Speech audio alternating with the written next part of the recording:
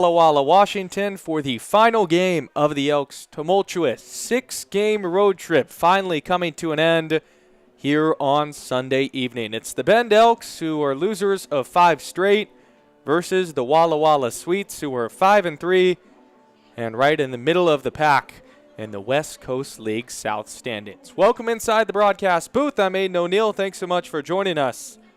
This road trip has been one to forget for the Bend Elks, but when going into a game like this one today, you can salvage it by getting yourself a win to create a happy bus ride back to Bend later tonight. The Elks are in their all-gray uniforms with Bend across the chest, Walla Walla white pants, navy blue jerseys with the sweet scripture, and then the red caps with that onion logo. Dimitri Sasidko will start it off for the Bend Elks, facing the righty and Curtis Ellis. His first pitch is a fastball cued right back to him.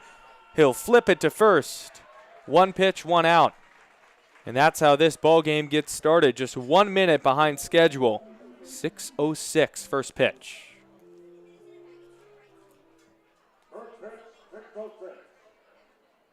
Dimitri Sasidko immediately was aggressive, looking to get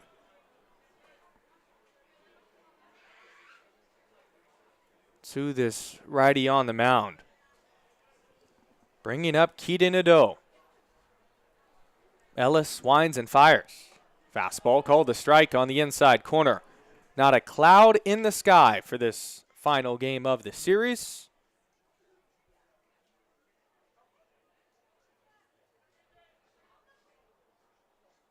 Oh, 1. Fastball lined right to the second baseman in T, who ranges to his left and squeezes it. Good barrel by Keaton Ado, but right at Trevor T, and there's 2 outs. Bringing up Richie Klosick, who was a late addition to the lineup. Eden Tallarico, a late scratch, which is not a good sign. Alan Cox didn't tell us why. First pitch, fastball called a strike on the outside corner. Tallarico's been dealing with a nagging back injury over the past couple of days after getting hit with the line drive in BP. 0-1. Slider lined right back up the middle and through for a base hit. So Richie Klosick gets in the starting lineup. And there you go, ready to play. And he picks up where he left off last night with that hot streak. The Elks have a 2-out base runner.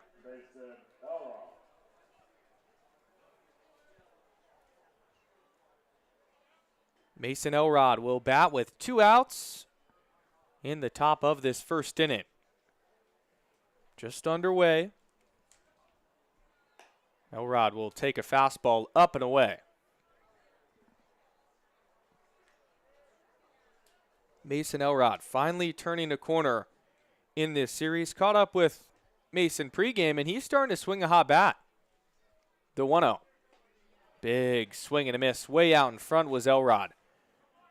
Yesterday he reached twice, but one of his outs was some loud contact to deep left center field that probably would have gotten out in a lot of other ballparks. Also had a hard hit ball off the wall. The 1-1, big curveball called a strike down the heart of the plate. It's 1-2.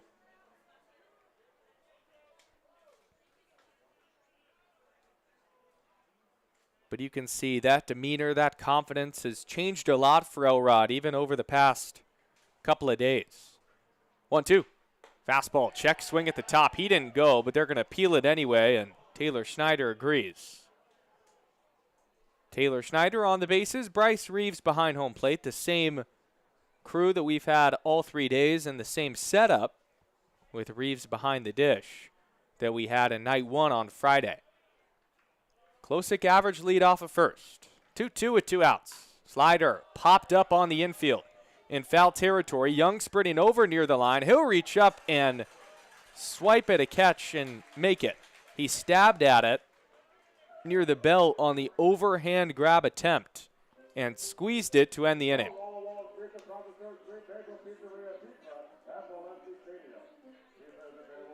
Two-out single by Richie Klosik, but nothing more. To the home half here in Walla Walla here on a Sunday night.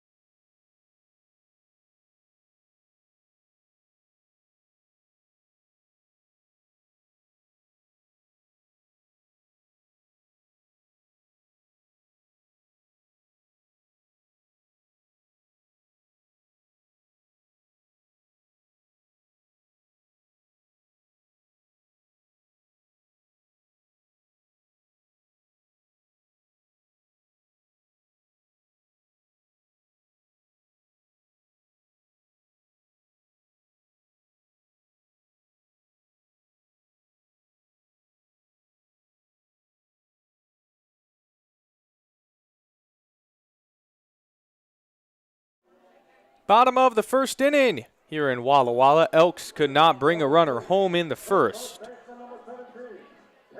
And this Walla Walla Sweets offense that has been one of the best in the entire West Coast League will get a crack at the righty Carter Hess, 6'1", 200-pounder from Lapine, Oregon, just outside of Bend. Went to high school at Summit and attends Mount Hood Community College. He'll face the lefty bat and Peyton Knowles. His first pitch is skied to left center field, but in the park. Nadeau will range over, reach up, and make the catch. So not only did we have Aiden Tallarico subbed out for Richie Klosik, but Keaton Nadeau is now in center, and Klosik is in right. So you get a bit of a defensive change. If Tallarico was in there, Nadeau was supposed to play right field. One gone for Sam Kane. As his first pitch is lined down the left field line and hooks foul. Sam Kane was well out in front on a fastball. Carter Hess, his first out-in was last Sunday when the Elks were still undefeated. Although he only went 3 innings, gave up 5 runs. It was a game that the Elks ultimately won 8-7. Went to extras and they picked up a walk-off. 0-1. Slider misses down and away. In that game for Carter, what really plagued him was the walks, and he'll look to limit those tonight. Had 3 walks to no punch-outs. Sam Kane's been a tough customer for these Elks. 1-1 slider misses away. The defense behind Carter Hess, it's Eli Pupo, Keaton Nadeau, and Richie Klosik from left to right in the outfield. Galvin and Goodman on the left side of the infield. Marcus Galvin, who's usually a catcher, is at the hot corner tonight. 2-1. Fastball just a bit up and away. Dimitri Sisitko, who's been in the outfield, is playing second. Deuce Sims is at first, and Isaac Pfeiffer is catching. Alan Cox and I caught up pregame, and he was telling me the priority for tonight was prioritizing offense in this lineup. 3-1. Fastball grounded foul.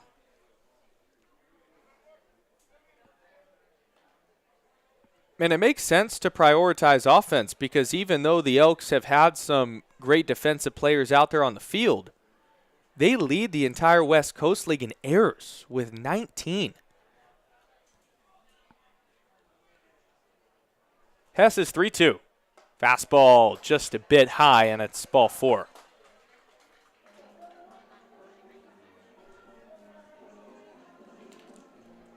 So Sam Kane reaches as the first base runner for the Sweets, bringing up Andrew Deminu.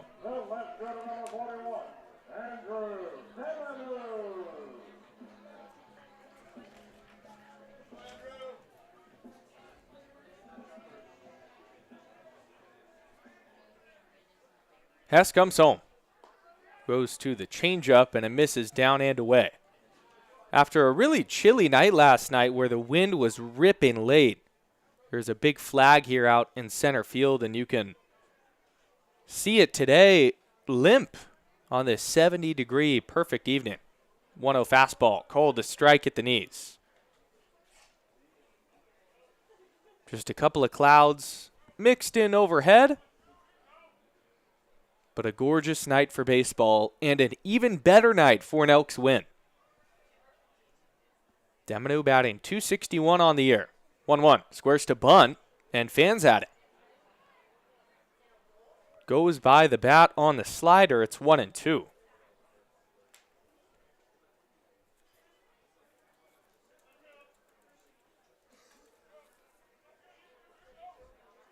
Sisitko and Goodman calling out signs in the middle of the infield.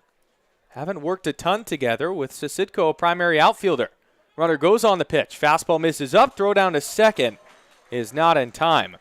And Andrew Deminu steals a base.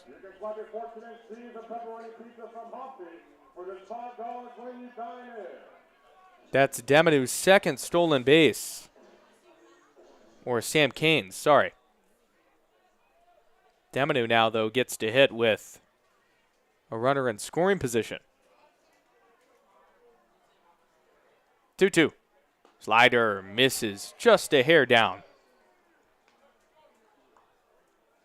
For the man that actually stolen Sam Kane, that's his first stolen base. But got a really good jump and took advantage of Carter Hess. Deminu in an early RBI spot. 3-2. Slider misses just a bit low. Deminu thought about swinging but wisely held up. And a couple of good takes from the Walla Walla Sweets on back-to-back walks. The walk issue arising again for Carter Hess.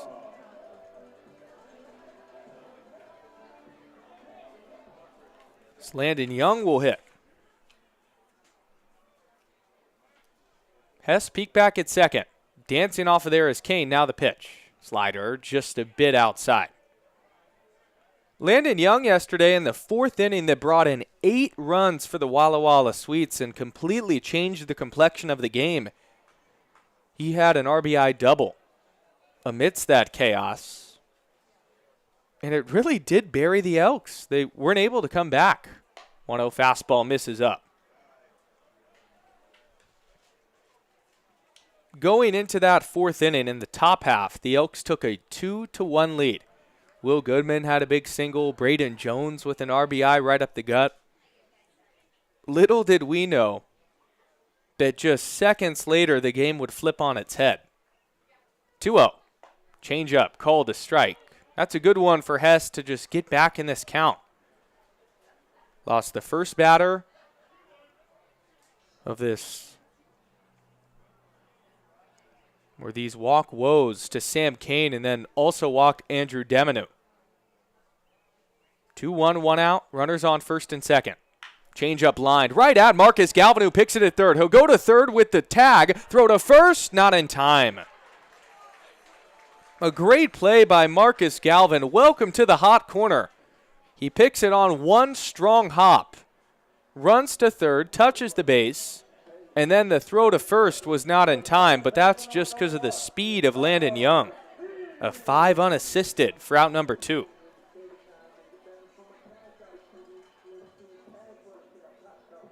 He was telling Allen that I can play third, and he just showed it there. Now Trevor T. Check swing, foul ball near the Elks dugout. Trevor T. coming off a monster season at Colorado Mesa. in year 2 with the Walla Walla Sweets, and he's been good. A .294 average. And one of the Walla Walla coaching staff's favorite players. 0-1. Change-up, called to strike. Popped out of the glove of Pfeiffer, but Bryce Reeves still gives Hess the call. Just like that, he's 1 strike away from getting out of this. Was a critical play by Carter Hess to get a ground ball, and then Marcus Galvin to make the pick at third. Looking for that out pitch. 0-2. Fastball just a hair high.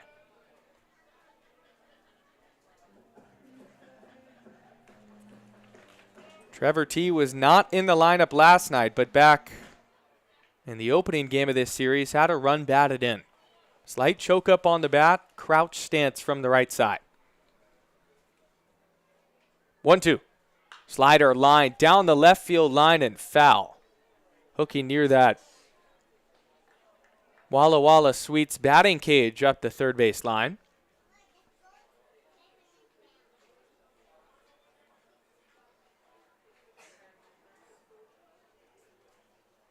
T, a very composed hitter,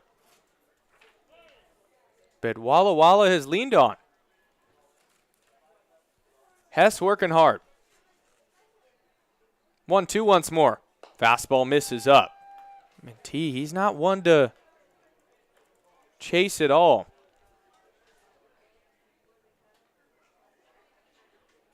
Out of Poway, California, was one of the top 80 infielders in the state coming out. And now at a top Division II at Colorado Mesa, and one of their best players. 2-2. Fastball, got him swinging up and in tight. And that will end the inning. Carter Hess, his first strikeout of the night, gets Trevor T to chase up and in. And the Elks with a much-needed 0. As we head to the second right here on the Bend Elks YouTube page.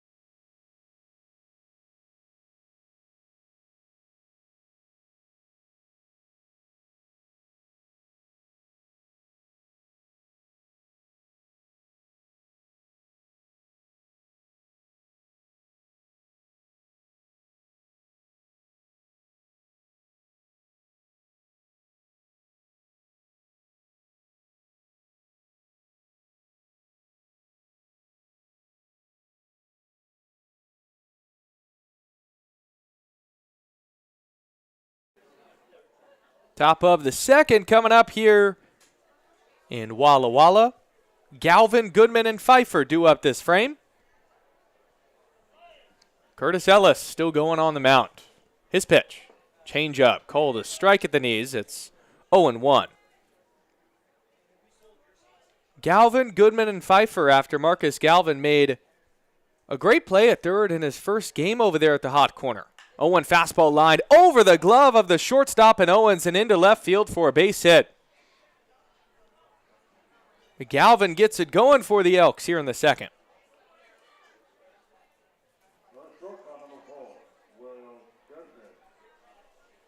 His bat to ball. You look at the numbers at GCU, they do not tell the story of how good of a hitter Marcus Galvin is.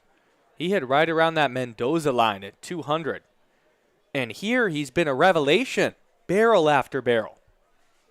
Now Will Goodman, as Ellis comes home on the curveball that's called a strike on the inside corner.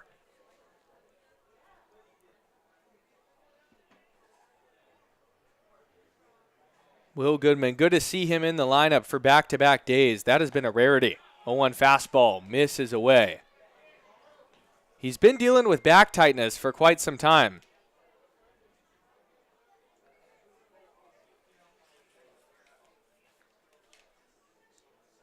But great to see him feeling healthy enough to play 2 straight days as the 1-1 misses outside. Snap throw down to first. Galvin's back with a dive. Will Goodman batting .238 and 21 ABs entering tonight. From Bend, Oregon. Ellis is 2-1. Change up line into left field and down for another base hit. The Bend Elks keep the line moving. Back-to-back singles from Galvin and Goodman. And the table is set for Isaac Pfeiffer. Will Goodman keeps finding barrels and establishing himself as one of the better infielders here in Bend. Bringing up Isaac Pfeiffer, going with the no batting gloves tonight. And you wonder, even though he's a catcher, if this sets up a bunt opportunity. He does square. First pitch misses up and away. Isaac Pfeiffer hasn't been able to find it so far this year at the dish. Batting under 100 with just 1 hit. So a bunt could do a lot for his confidence. Ellis is 1-0, squares around again, attempts at it, but can't get it down. It goes right into the catcher's mitten, Pets, and it's 1-1.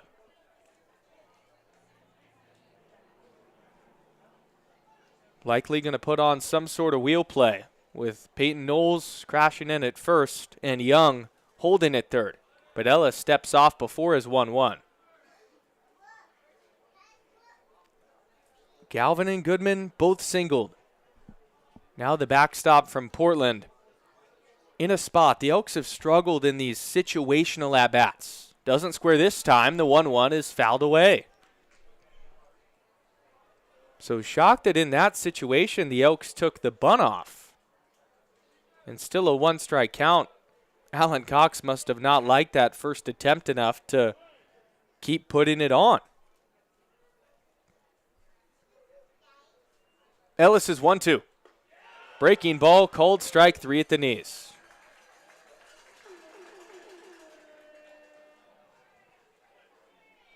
That's a tough at-bat from Isaac Pfeiffer, who couldn't get the bunt down on the first pitch and then ends up striking out looking. Looking for Deuce Sims to pick him up, the power-hitting lefty.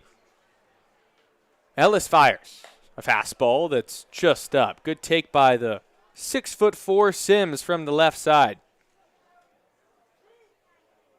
Batting .250, just 8 at-bats in 4 games.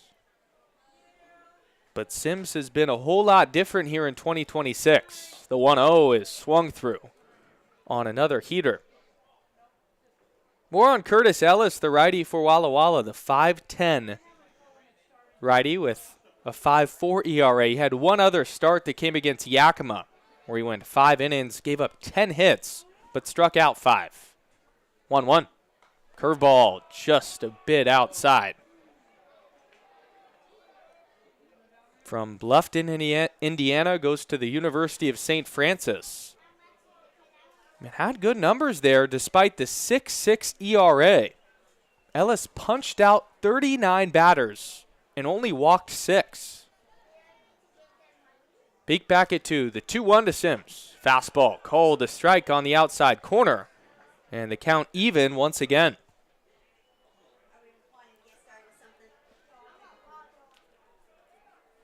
Leaving runners on base has been the name of the game for the Elks. They've been shooting themselves in the foot. Looking to escape it right here. The 2-2. Got him swinging again. And back-to-back punch-outs after having runners on first and second with nobody out. Now is going to rely upon a 2-out hit from Eli Pupo.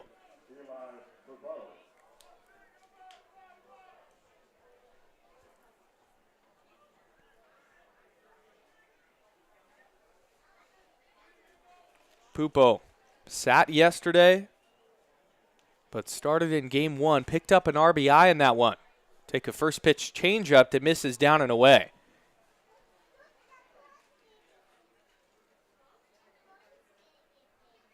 Pupo, a great player when he puts it all together. The definition of hustle.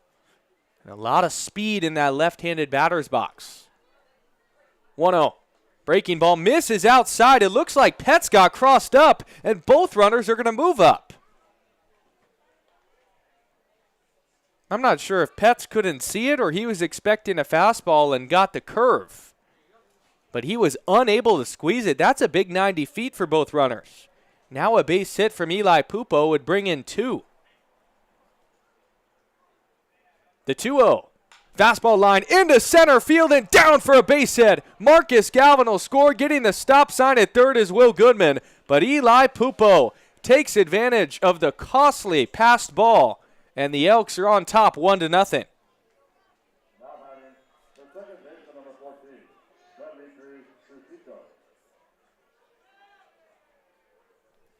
That's just putting bat to ball. Wasn't hit particularly hard, but did the job if you're Pupo.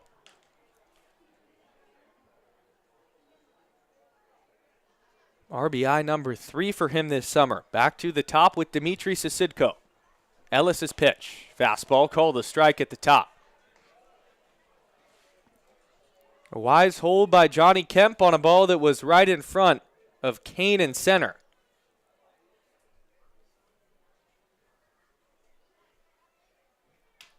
Oh, 1. Pupo's going to take off. Fastball misses up. Throw down to second in time. And got Eli Pupo by a bunch.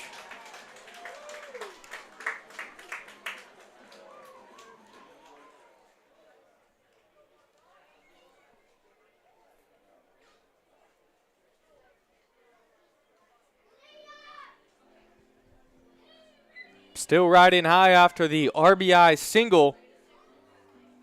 Pupo with a risky steal. A lot of speed. You trust him in that spot, but it was a great throw by Petz down to second. And that will end the frame. Elks, though, strike first. 1-0 the score to the bottom of the second here on the Bend Elks YouTube page.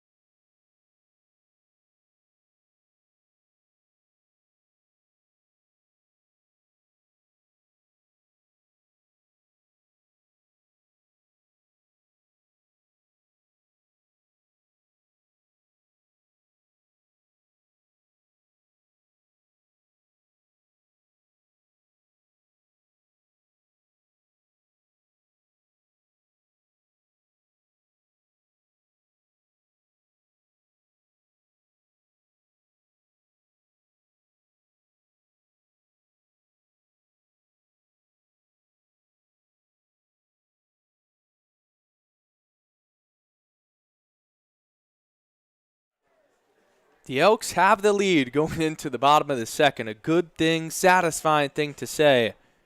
And looking to build off of it with a 0. Hess versus Guile to start off this frame.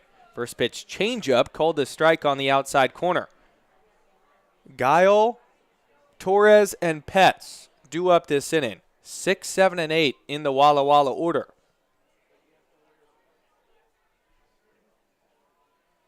Oh, 1. Changeup just a bit down and outside.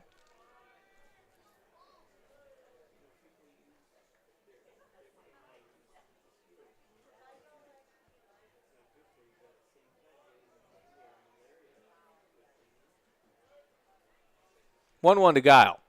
Runs in tight, and it hit him. On that right thigh on a changeup that simply got away from Carter Hess.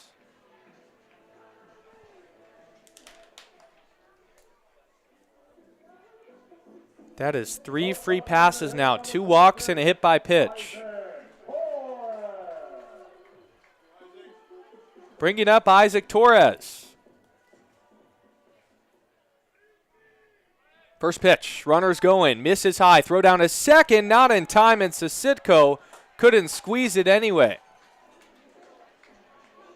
It's a stolen base for Gunnar Guile, and he's in scoring position.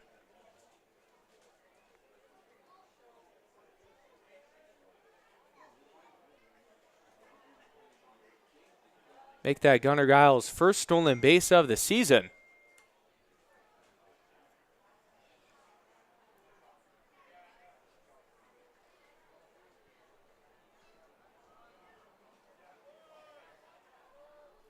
Time is now called. Hess back on the bump. 1-0. Change up right through the glove of Isaac Pfeiffer. It's called a strike. Moving up to third is Gunnar Guile. I'm not sure if there's something going on at the moment with a tough time to see off that batter's eye with how the sun is shining. But both catchers, Nate Petz and Isaac Pfeiffer, have now dropped balls that have been easily catchable. Infield will stay back. The 1-1. Change up chopped over the head of Hess. Tough play. Goodman coming in. Throw to first. In time. Coming in to score is Gunnar Guile. There's one gone, and it's 1-1. And I'll be completely honest with you guys. Taylor Schneider out there missed that call. Nate Petz, or Isaac Torres rather, beat that out by a full step. And Schneider had out a break for the Elks. Now a chat between the Walla Walla side and base umpire Taylor Schneider.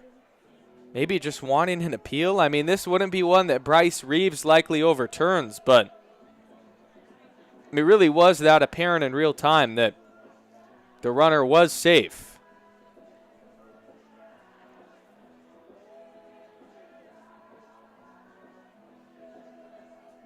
That's a break the Elks will take, but we are tied, and Isaac Torres picks up an RBI.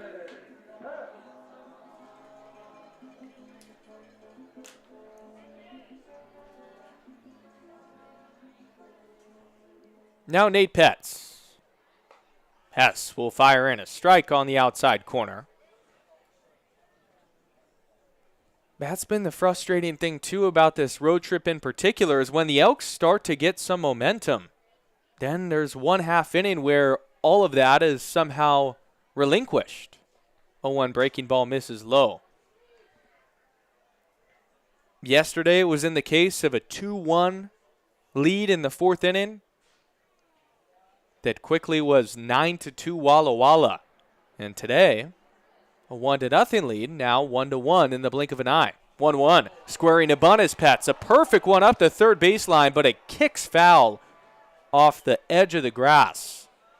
And Pfeiffer will pick it up in foul territory.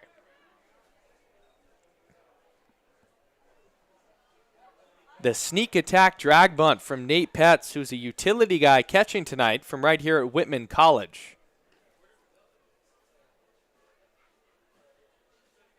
The home field for Whitman during the season is Borleski Stadium, the hospitality we've had over this weekend. And that was a really good bunt. Simply the field dimensions and the baseball gods decided to make it foul. 1-2. Fastball misses high. First we've seen of Nate Petz so far this series. Yellow batting gloves from the righty box. 5'9", 175-pounder from Sacramento, California. Hess's 2-2. Popped up behind home plate. Pfeiffer gives it a look, and it will go out of play.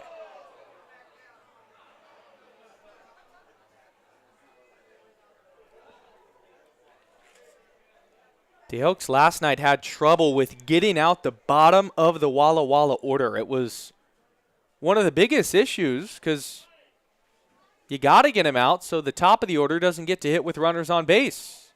2-2 again. Change up. Cold strike 3 on the outside corner. Freezing Nate Petz for Hess's second K.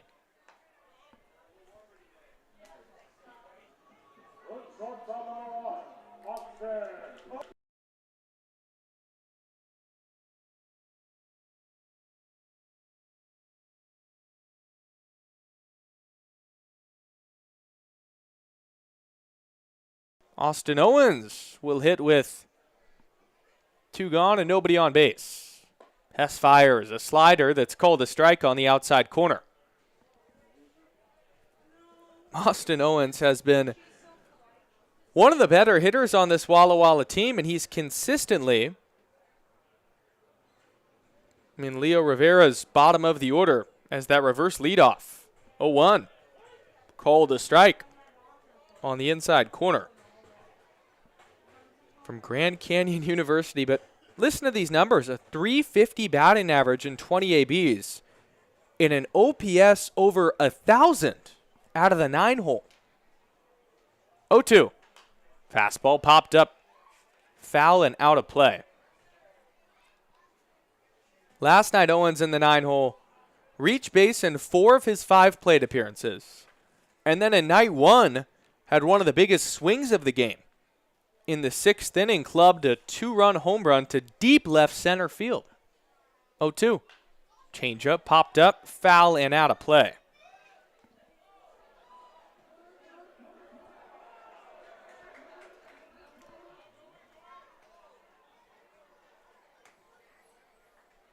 He has been a tough out.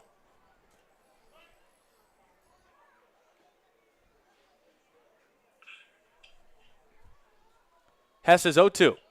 Fouled straight back.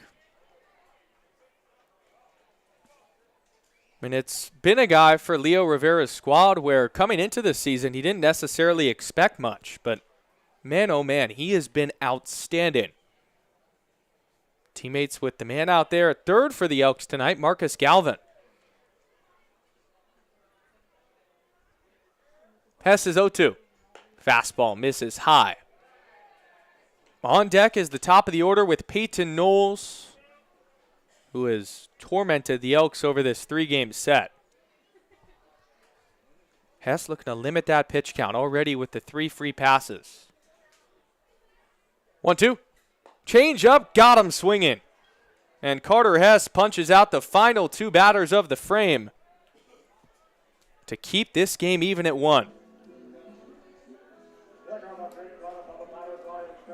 We go to the 3rd. 1-1 the score here at Borleski Stadium. And we're back after this on the Bend Elks YouTube page.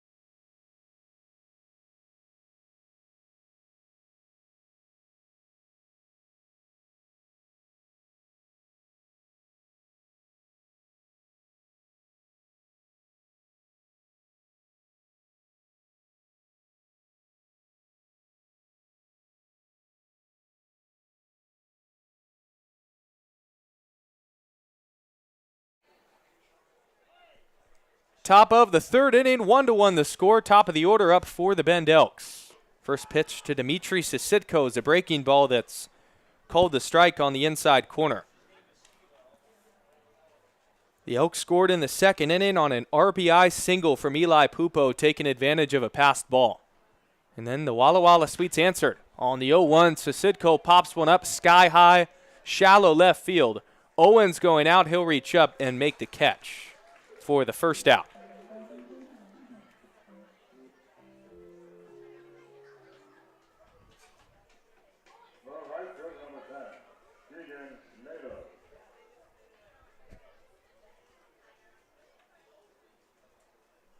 Bringing up Keaton Nadeau. Nadeau had a good at-bat in his first debut. A line drive out to the second baseman. His first pitch he sees, though, is a hammer of a curveball. 12-6 action on it. Curtis Ellis has been flipping that over for strikes all night long. 0-1. Fastball grounded softly to the right side. Kicks a high hop off the infield grass, but still corralled by T. And a strong throw to first for the second out. That almost shot off the lip of the infield grass over the head of Trevor T. And would have been one of the funkiest infield singles you'll see.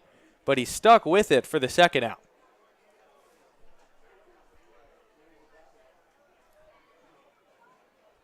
Now it's Richie Klosik who singled his first time. Ellis's pitch. Change up, called a strike. He's working with a variety of pitches. Has been known to go deep into games. Had multiple complete games this last year at the University of St. Francis. 0-1. Slider just a hair outside. Didn't mention it yet, but the defense behind Ellis, it's Demonu, Kane, and Guile from left to right in the outfield. Young and Owens on the left side with T and Knowles on the right side. And Petts doing the catching. 1-1, that curveball again, called a strike. Credit to Richie Klosik, who was told right before first pitch that, hey, you're in the starting lineup for Aiden Tallarico. And he picked up a single in his first at-bat. 1-2, fastball, got him swinging. Curtis Ellis blows the doors off. And the Elks go down in order.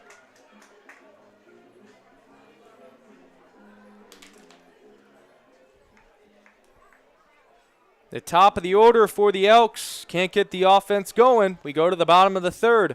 1-1 the score here on the Bend Elks YouTube page.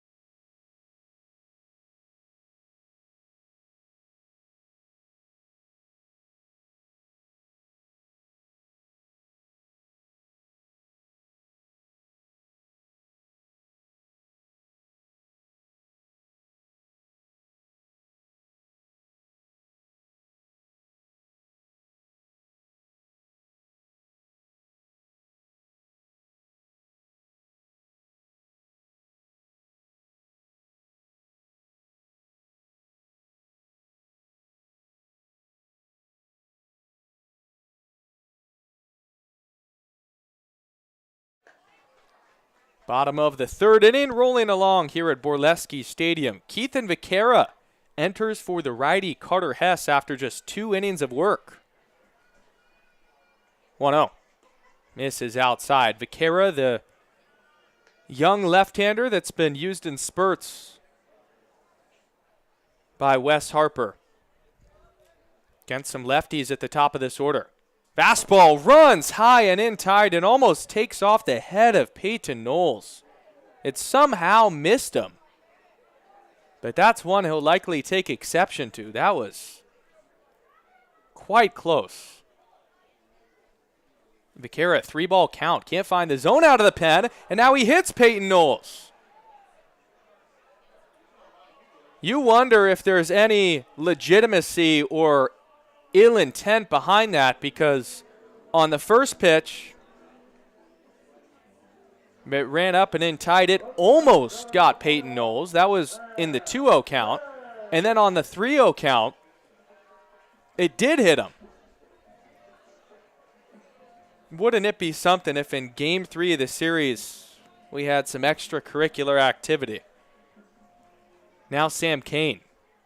Vaquera misses high, kicks off the glove of Pfeiffer, and that's 5 straight balls now for Keith and Vaquera.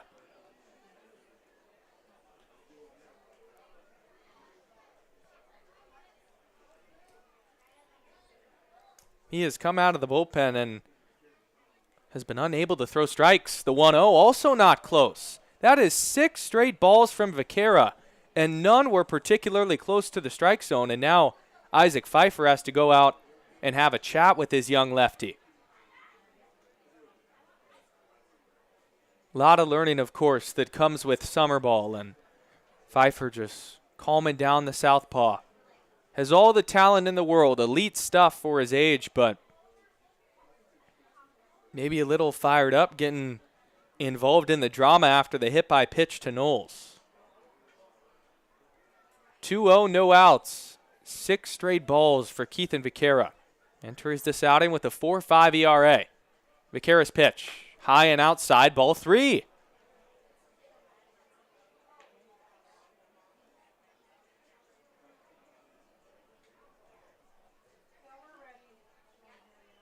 Sam Kane just keeping the bat on his shoulders. Vaquera has to come in. Fastball misses high, ball 4. And that's back-to-back 4-pitch walks for Keith and Vaquera. 8 pitches out of the bullpen. All 8 have been balls. Bringing up Andrew Deminu.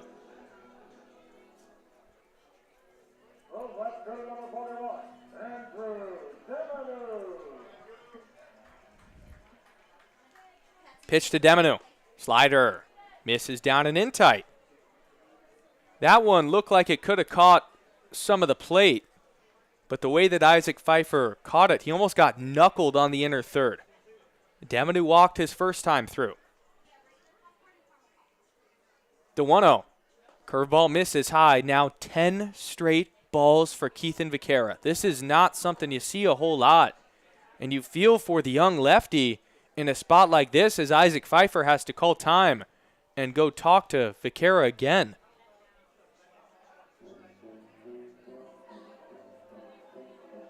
Already Christian Estep is getting loose in the bullpen for the Elks.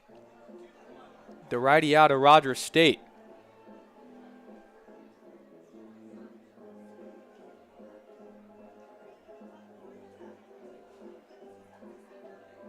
This will be a decision I'm sure that Wes Harper already is stirring on, him and Alan Cox, knowing that Carter Hess was only 2 innings through. The 2-0. Fastball misses outside. Another 3-ball count.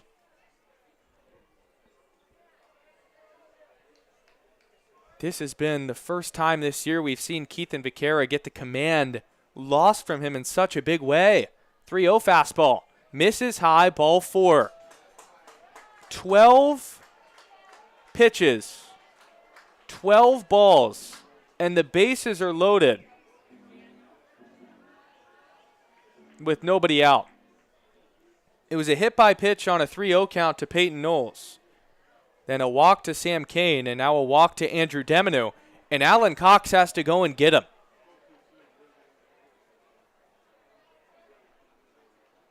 What a peculiar set of moments to have Vaquera come in out of the bullpen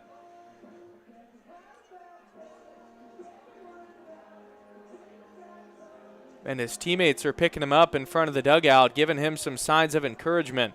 There's a lot of learning moments when you're a young pitcher in baseball, and this is one of them for Keith and Vaquera, but he's got to keep that head up because there's a lot of opportunities that are going to be made and played for the rest of this season. Christian Estep, though, enters a tough situation, and you can see by the disgruntled Alan Cox that now things, which have already been super difficult after the 5-game losing streak, become even tougher. Christian Estep enters. When we return, bases are loaded with nobody out here in the bottom of the 3rd.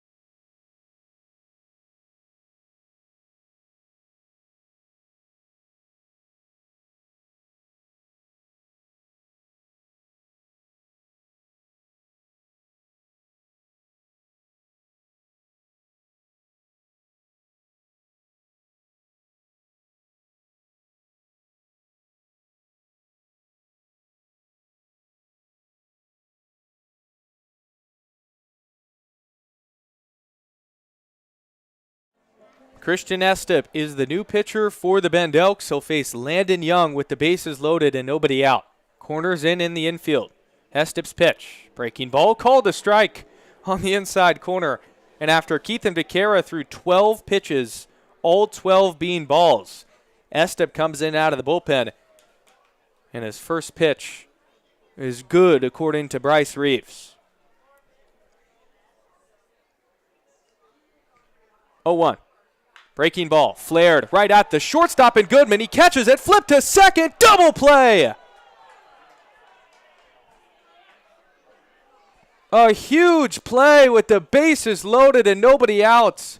Flipped off the end of the bat of Landon Young to Will Goodman on the line. He flips it to second to Dimitri Sisidko in time for the double play on the force out.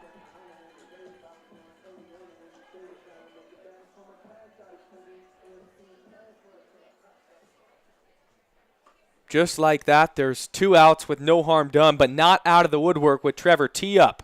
Runner on the move, and Andrew Demino, he'll steal second on a pitch, then miss low.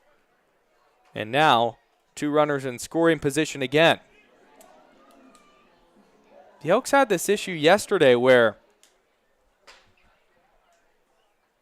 when they started struggling on the rubber, it allowed for guys to take free bases on the pads.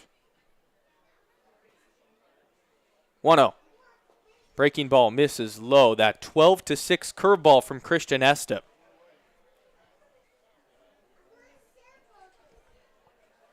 Now over 4 innings of work on the season, a 2.45 ERA. He's been a reliable reliever for Alan Cox. And a big spot here. Runners on second and third, 2 outs. Estep fires. Fastball grounded. Right at Marcus Galvin at third. Has to shield his eyes from the sun. Throw to first. Deuce Sims' foot is off the base. And the inning rolls on as Peyton Knowles comes in to score. 2-1 Sweets. And Alan Cox is going to go out and talk to Taylor Schneider, saying that he thinks that Deuce Sims kept his foot on the back. Schneider is going to come and appeal with Bryce Reeves. In real time, it was a high chopper to Marcus Galvin at third. He fielded it on the high backhander, and the sun was beaming in his eyes where he almost couldn't see it, which is ironic with sunglasses on the top of his cap. And then he threw it to first, pulling Sims slightly off the base. And apparently Sims could not keep his foot on. It was tough to tell if he did from the press box. But this goes down as an E5 and another error for the Elks, who lead the league in those.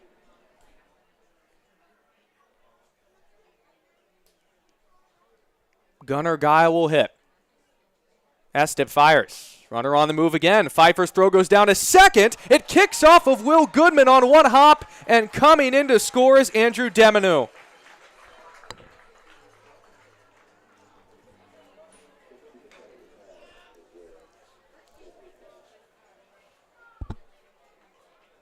The same mistake that happened the other night with runners on the corners happened again. Isaac Pfeiffer, after Trevor T got a really good jump from first to second, threw the ball all the way down. And the only time that works out is if you know for sure you're going to get that runner. Instead, it's on one hop. It kicks off the glove of Goodman and then hits him in the back of the head, trailing into shallow left field. Fortunately, he's okay, but the run does score, and it's 3-1. 1-0. Fastball popped up, foul, and out of play. It won't go down as an error on anybody, but those mental errors have plagued the Elks during this losing streak. And at some points, it feels like a mental lapse. T now in scoring position. With Gunnar Guile up, the frustrations just continue to mount. Estep comes home. Curveball misses low, stopped by Pfeiffer.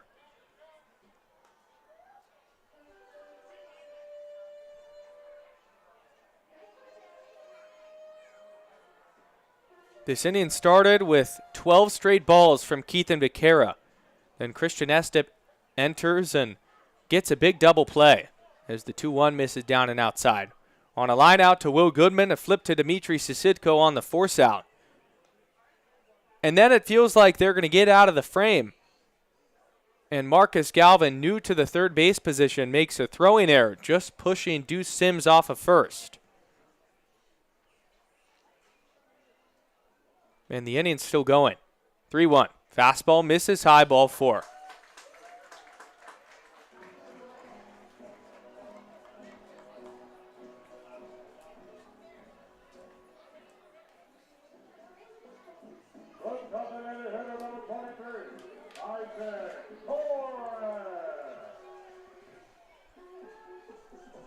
First and second now with 2 outs. You feel for Christian Estep, who should be out of this frame. Now it's Isaac Torres. Pitch home's a curveball that misses low, stopped by Isaac Pfeiffer. This 5-game losing streak entering Sunday night marks the longest losing streak since 2023, meaning the longest in the Alan Cox era, with Alan being here in year number 3. 1-0. Fastball misses outside. And it hasn't been one struggle in particular, but collectively the Elks have faltered after winning 3 straight to open up the 2026 season. 2-0. Fastball misses up and in tight. And Christian Estep, who started off so strong to his outing in relief, is now also struggling to throw strikes.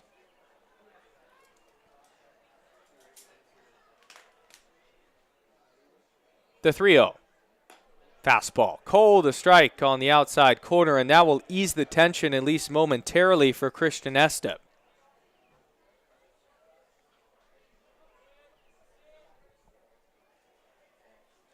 Torres, his first time through, grounded out and picked up a run batted in. 3-1. Fastball grounded right back up the middle and through for a base hit. Getting the wave around third and heading home is Trevor T. Keita Nato's throw goes into second. T scores. It's 4-1 Walla Walla.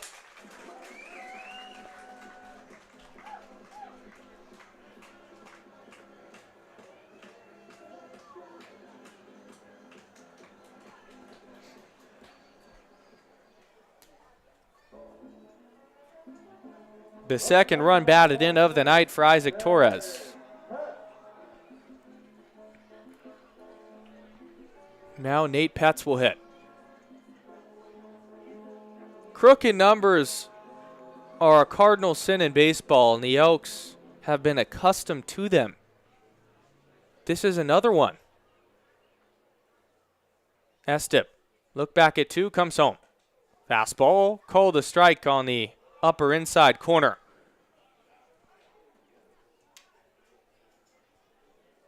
They entered the bottom half of this inning in a 1-1 game, and Walla Walla has scored 3 in just the third alone. 0-1. Misses down and in tight. Good stop by Isaac Pfeiffer, keeping it in front. And he'll field it on the fringe of the grass, keeping the runners held where they are.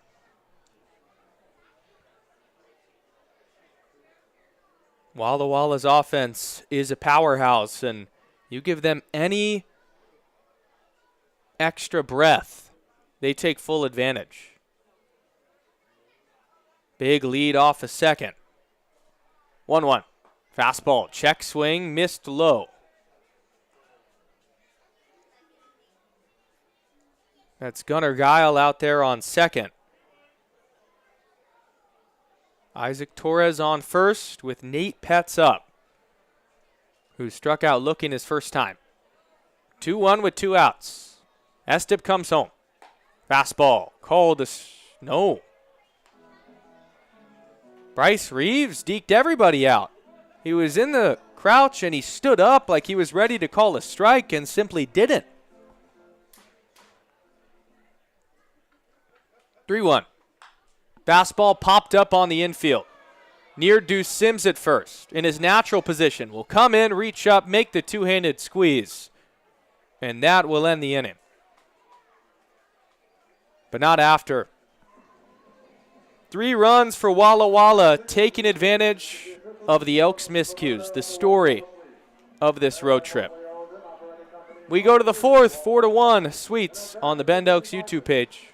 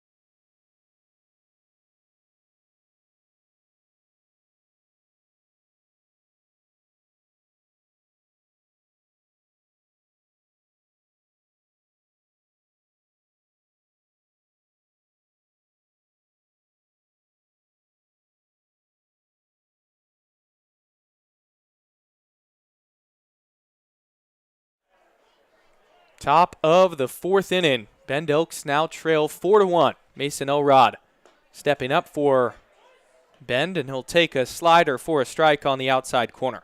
3 runs in that last frame for Walla Walla. And the Elks just gave them a rally on a silver platter. 5 free passes if you count the hit by pitches, walks, and errors. 0-1. Fastball popped up, foul, and out of play. When you thought they were going to get out of it, a tough error by Marcus Galvin, one you can't really fault him on. Here's the sun was in his eyes, and then just a tough throw that barely brought Sims off the base. 0-2 to Elrod. Breaking ball got him swinging.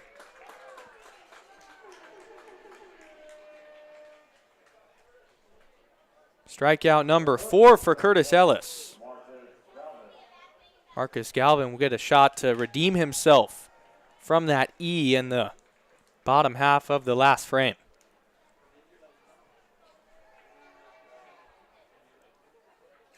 The wind and the pitch. Fastball misses up. Even Alan Cox was chatting about it. He hasn't been used to at any stage of his career, whether it's with the Okotoks Academy in Canada, Myrtle Beach, the post-grad, with losing this much. As the 1-0 fastball is a check swing, he went around. You even think back to his first 2 years with the Bend Elks. Made the playoffs in both seasons. Last year picked up the first playoff win since 2015. This has been a proven winner.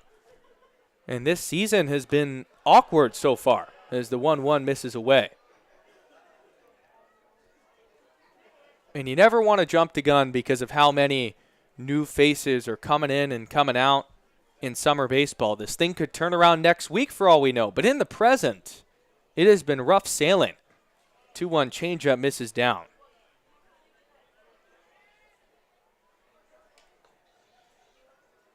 And the biggest thing to watch is what kind of fight do these Elks show for the rest of tonight. Yes, down 3 runs, but a whole lot of baseball to be played just in the 4th. Ellis fires. Fastball chopped foul. Marcus Galvin, his first time through, got things kick-started in the inning where the Elks brought in a run. He had the leadoff single to left field.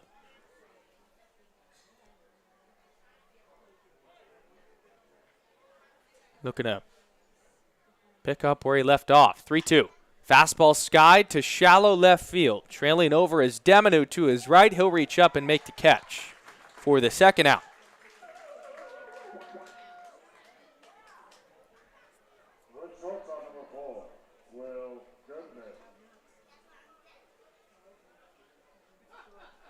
Two outs with nobody on, and Will Goodman is the bat. Goodman also singled back in that second inning. Ellis comes home.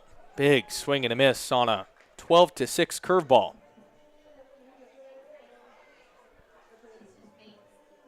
Bat swing and miss and lack of walking batters has resonated with Curtis Ellis again tonight. 0-1.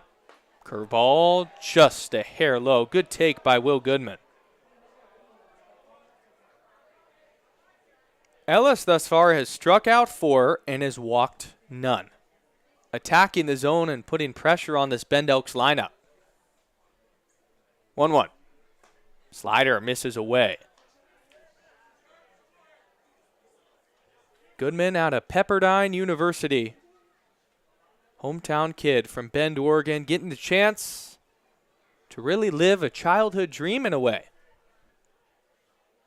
Playing for a team he grew up watching. 2-1 fastball misses up. Caught up with Will a couple of weeks ago during our Elk calls that I've been doing with each player. You go one by one, and Goodman talked about how he was one of those kids, 10 years old, right by the dugout, waiting for autographs after the games. And now he's the one signing that signature. 2-2 breaking ball misses outside. Or it's actually ball 4. Scoreboard was wrong on the 2-2, and Will Goodman picks up a walk.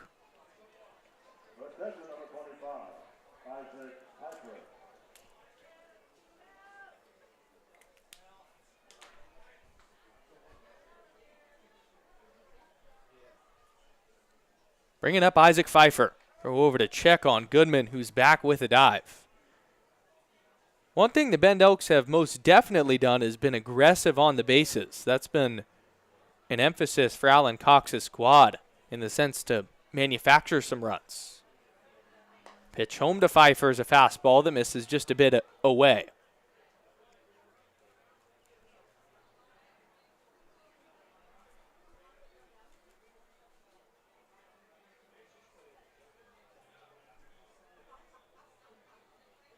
One-0. Breaking ball misses up.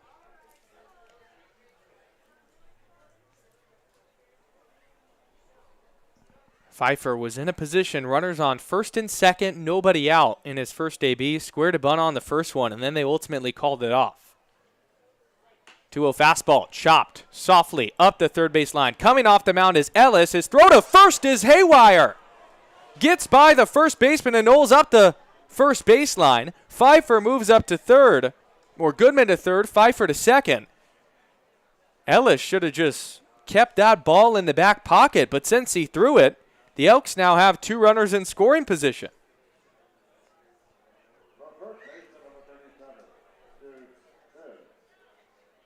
We'll call it, I think the proper ruling would be an infield single, because even if Curtis Ellis picked that up and made a strong throw, Pfeiffer's beaten that out.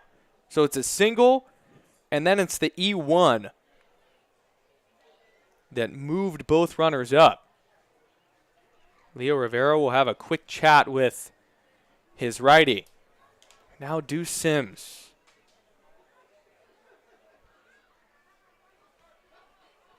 Chance for a big 2-out hit here in the 4th that would do wonder for the Elks' confidence as a group.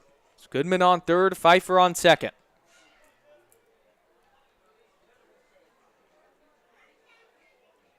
Ellis pitches, and the fastball misses down and in tight. That 2-out hitting has defined the opposition against the Bend Elks. Their ability to hit with 2 outs has been backbreaking for Bend. They're looking to give it back. On the 1-0, that's clobbered deep down the right field line, hooking foul. But it had the home run distance on a ball that would have tied this game from Sims. Deuce's first time through, punched out. One of the hardest workers on this team. No one deserves a big hit more than Sims. 1-1. Curveball called a strike. The big bender that folded over the heart of the plate. And now Sims has to protect.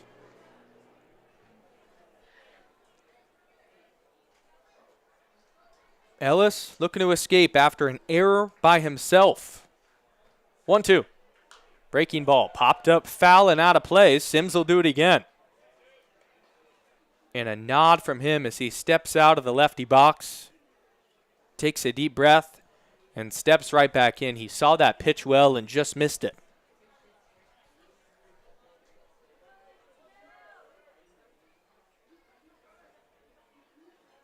Ellis comes home. Change up, skied, shallow left field, trailing over his Demino near the line, and he makes the catch.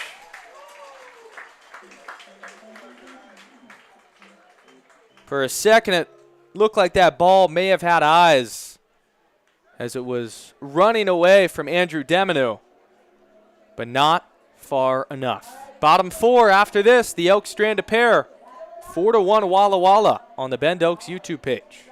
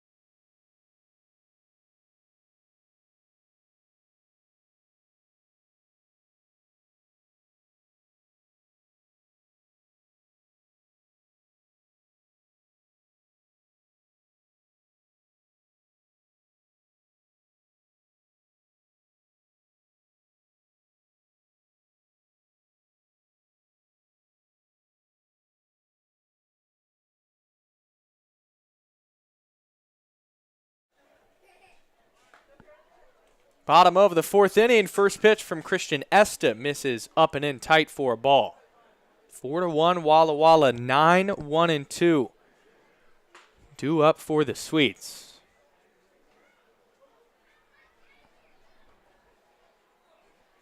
Searching for a 0. Estep's 1-0 is popped up foul and out of play. That last inning for the Elks, 2 runners in scoring position. They started off the frame with a couple of outs, but then a 2-out rally, a walk to Goodman. Pfeiffer reaches on the air, but they cannot score. 1-1, breaking ball from Estep is called a strike. With a day off tomorrow for Wes Harper's pitching staff, all hands on deck. You'll see as many faces as possible to limit the damage. 1-2. Breaking ball misses down and in tight. Owen struck out his first time through, despite tormenting the Elks thus far this series. 2-2. Fastball popped up, shallow right center field. Klosick will go back a few steps, reach up and make the catch. It was playing tricks on him, but he still squeezes it.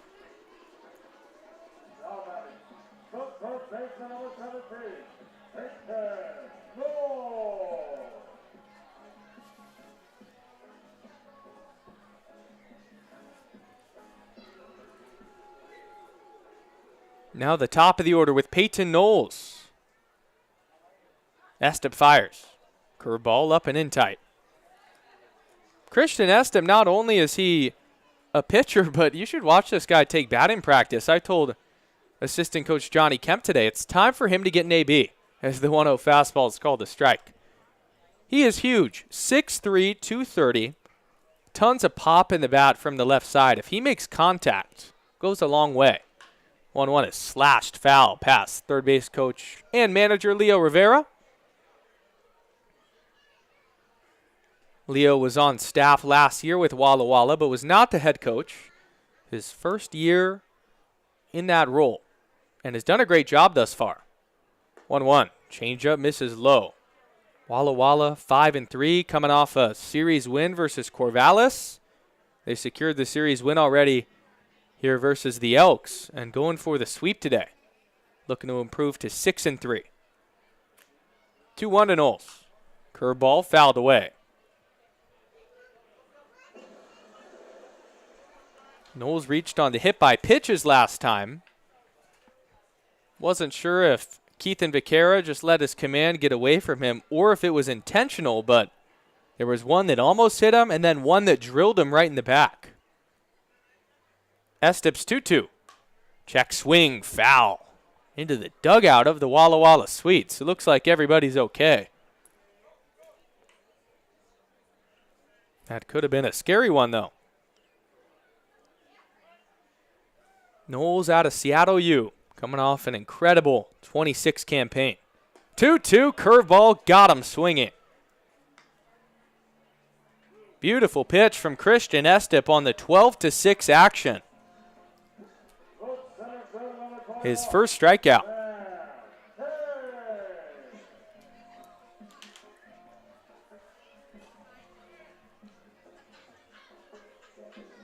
So 2 outs, nobody on in the bottom of the fourth, bringing up Sam Kane from the right side. Estep comes home. Curveball called the strike on the outside corner. Estep at Rogers State in 2026.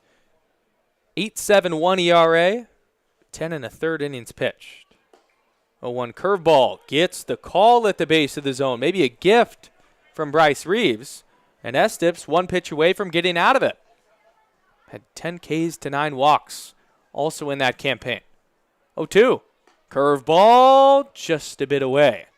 Pfeiffer set up out there and tried to frame it back in to get that call, but Reeves did not oblige. 1-2. Curveball got him swinging. And Christian Estep punches out 2 in the bottom of the fourth. Elks, though, still trail by 3 as we roll on here at Borleski Stadium for the finale of the Sweets and the Elks. We'll be right back on the Bend Elks YouTube page.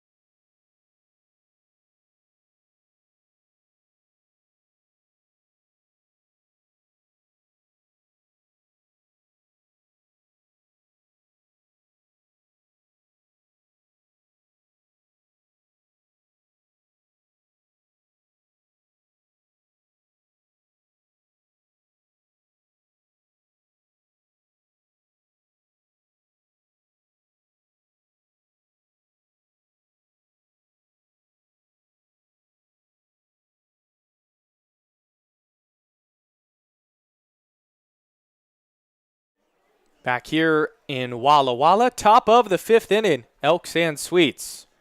First pitch, Eli Pupo misses down for a ball.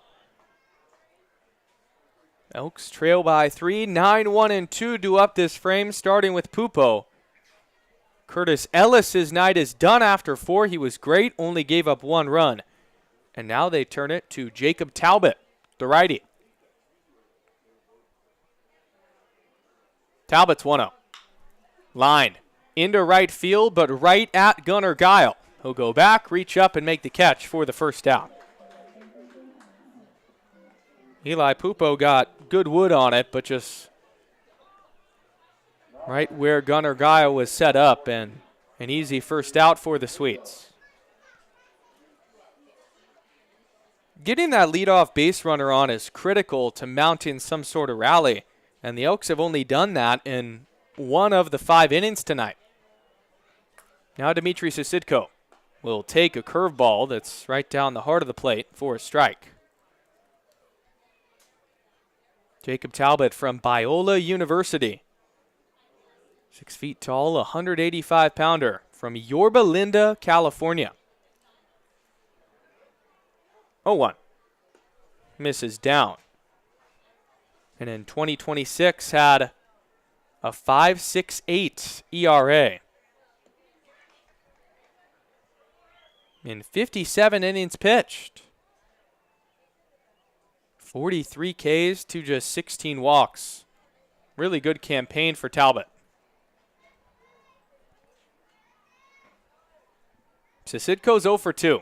The 1-1 is crushed deep to left center field. Kane and Demanu are giving chase, come together, and Kane, the center fielder, makes the catch. That off the crack of the bat looked really good, but not as much help as we saw last night with that wind blowing from right to left. Got knocked down.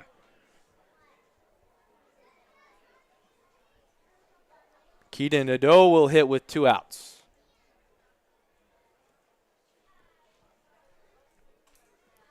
Nadeau 0 for 2 tonight. Talbot fires. Fastball, check swing, misses low. Appeal down to Taylor Schneider, who says he did not go.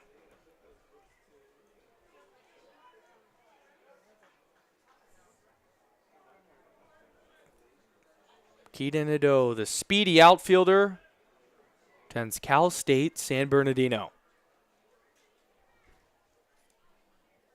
1-0. Curveball called a strike. A hammer. And similar action to what we saw out of Curtis Ellis. Same can be said for Christian Estep on the Elk side, but that 12-6 action. Straight up, straight down on the curveball. Really is a hammer. 1-1. Lined into center field, down for a base hit, just in front of the center fielder in Kane. And the Bend Elks have a 2-out hit via Keaton Nadeau.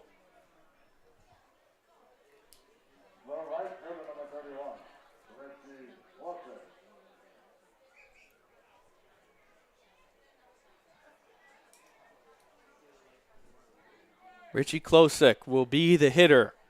The baby blue LMU batting gloves from the right side.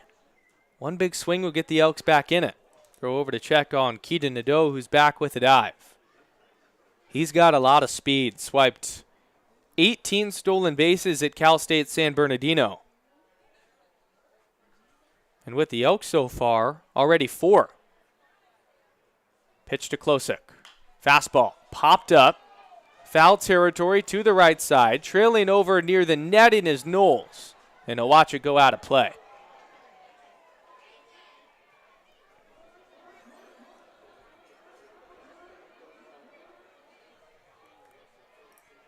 Richie Klosik clubbed his first home run as a Bend Elk last night.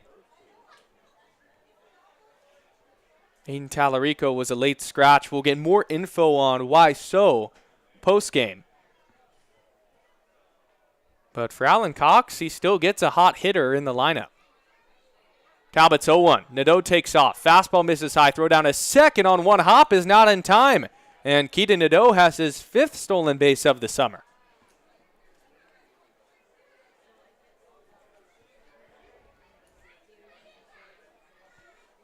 got a good jump. The throw down from Petz was not good enough. Richie Klosik with an RBI spot.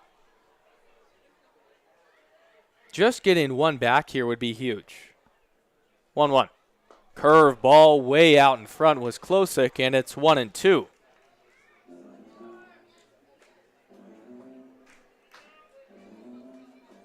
Coming off a solid freshman campaign at LMU for Klosik. Excited for this summer to set the table for year 2 with the LMU Lions. 1-2. Curveball, grounded foul. Past Johnny Kemp at third. We'll do it again. Kemp down there at third per usual. And for the second night running, starting pitcher, who's off tonight, Jackson Kendall, down at first.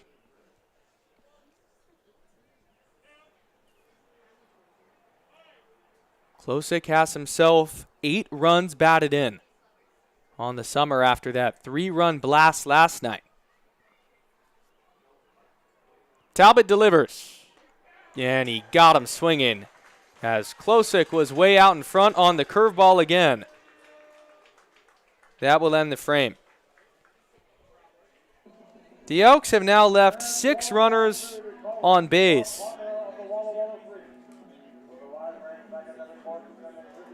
And over half of those have been in scoring position. A costly lack of situational hitting as Jared Robles will enter out of the bullpen for the Elks. Bottom 5 after this. It's 4-1 Walla Walla.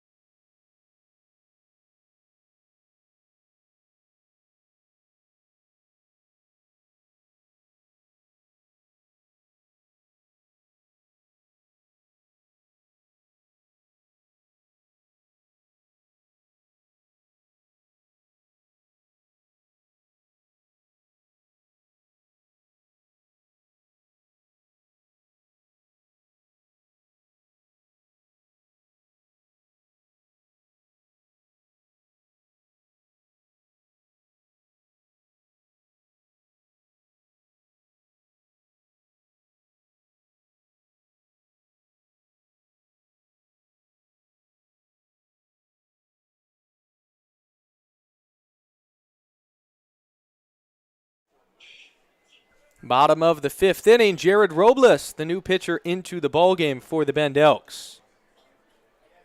Elks still trail 4-1.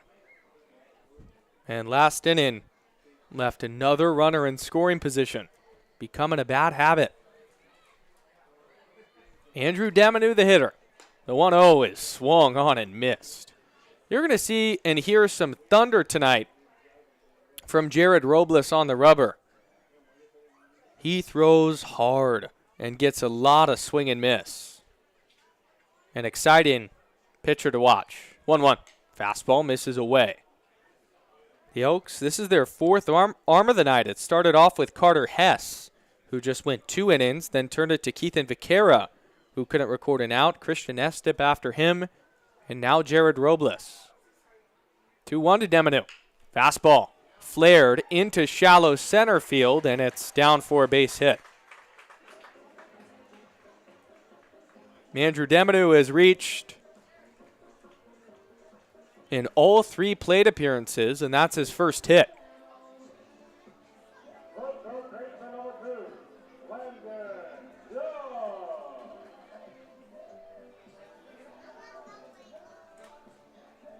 Now Landon Young will hit. Entering this out in for Jared Robles. 4 innings pitched to 2.25 ERA. And 7 Ks. Has been one of the Elks' better relievers. As the throw is up and in tight, and it hits Landon Young in the head. Oh no.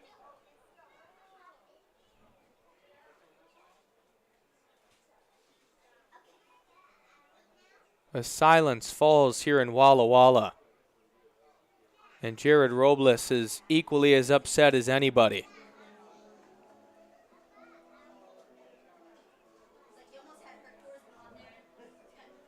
Robles' fastball was up and in tight. Landon Young squared around to bunt. He pulled the bunt back as a 90-mile-per-hour fastball hit off his head. And now he is face down to the left side of home plate, being attended to by the trainer.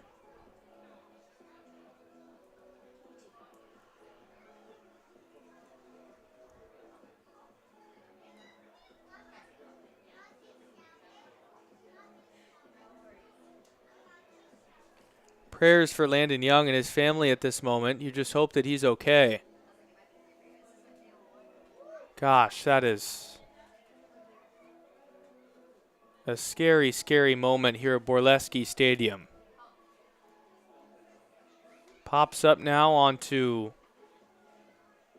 all fours and now onto his knees, which is a good sign. I'm not sure where it got him exactly, if it was in the head or in the face.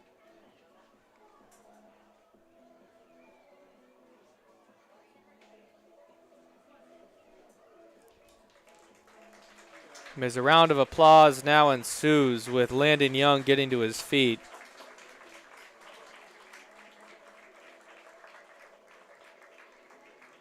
It appears that he's going to be all right. We'll be interested to see if he stays in this game or not. He was given a tissue of some sort to wipe off his nose, so that makes me think that it did catch a piece of his face. That is the third hit by pitch from Elks pitchers to Sweets batters, and Landon Young is going to exit.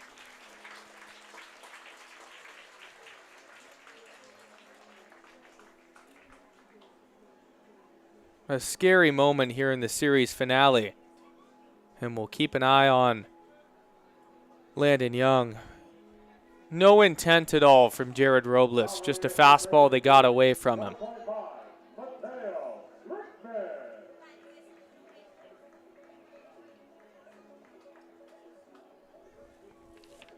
He'll head to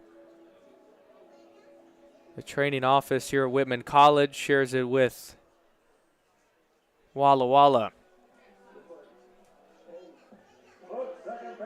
Robles was pretty shaken up, and now it's about trying to get back into the strike zone.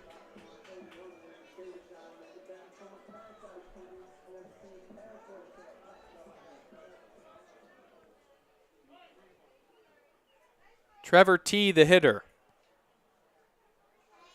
struck out and then reached on an error. Robles delivers. A breaking ball that's called a strike. A good sign by Robles to get right back in the zone.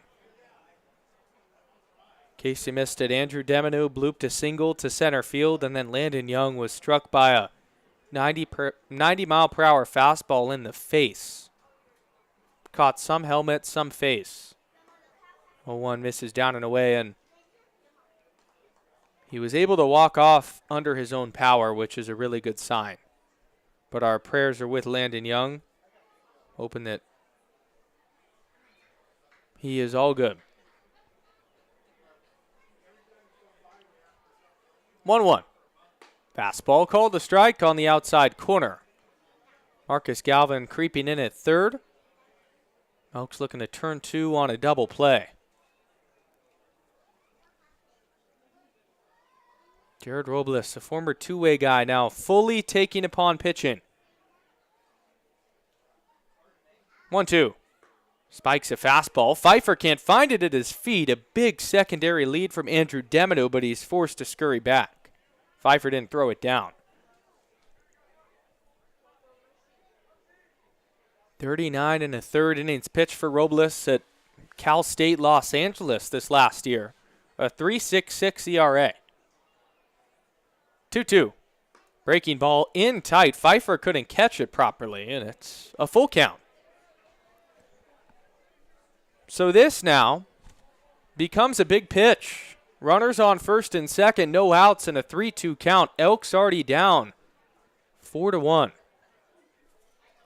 And a tough customer in Trevor T. Here's the payoff. Fastball just outside, ball 4. Robles thought he might have had strike 3.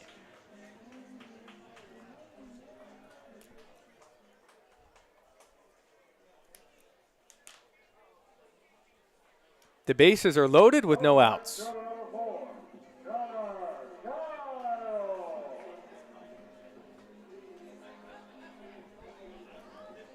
Gunnar Guile will hit. The middle of the infield is going to stay back. The corner is starting to creep in. Robles delivers. Fastball popped up, foul, and out of play. Oh my goodness. It bounced right in front of the press box and almost went in. I didn't even think that was in the cards to kick off the top and come down, but then I just see a flying baseball out of the sky. 0-1. Fastball misses low. I was ready, though.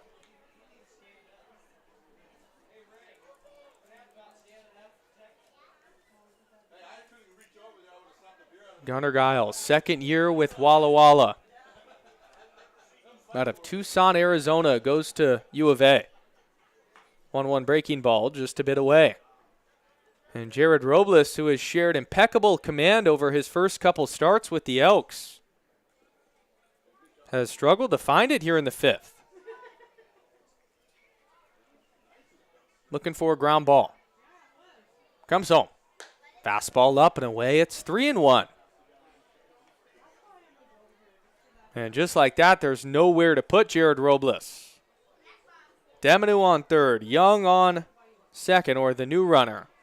We didn't get a word on that pinch runner after Young exited, and now Trevor T at first. The 3-1 fastball misses low, ball 4, and Jared Robles has walked in a run. 5-1 Walla Walla, and there's still no outs.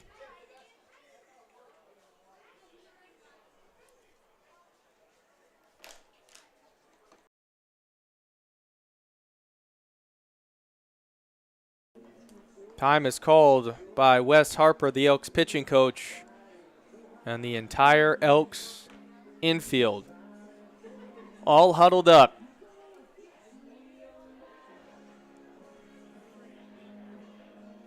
Giving up too many free passes has been something that the Elks have really struggled with. They're bottom 3 in the league in walks, and tonight has compounded everything.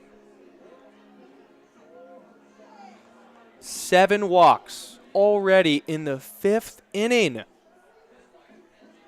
And that doesn't count the other free passes. They also have had 3 hit by pitches and an error. And there's no outs for Isaac Torres. Robles fires a fastball that's called a strike on the outside corner. You get into a spot with these crooked numbers where even if you have a good offensive performance like the Elks did yesterday by scoring 6 runs, it's too much to come back from. 0-1. Fastball swung on and missed. Torres was late.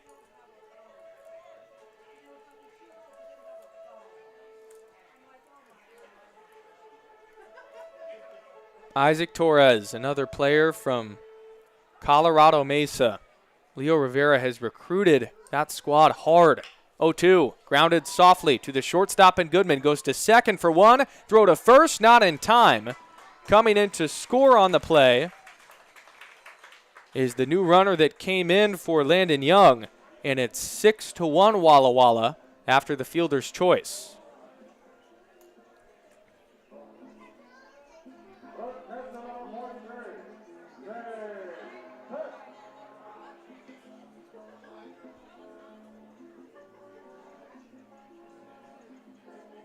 That new runner that came in for Landon Young is Mateo Rickman. Now the batter, Nate Petz, will take a fastball that's called a strike. So it's a 6-4 fielder's choice that brings in a run for the first out. Petz the batter, already with 3 RBI, as he'll ground that one on the 0-1 to Will Goodman. Tough hop off the lip of the grass, throw to first, dug out by Deuce Sims. Stealing on the pitch was Isaac Torres to second. He's there safely. And coming in to score is Trevor T. It's 7-1 Walla Walla.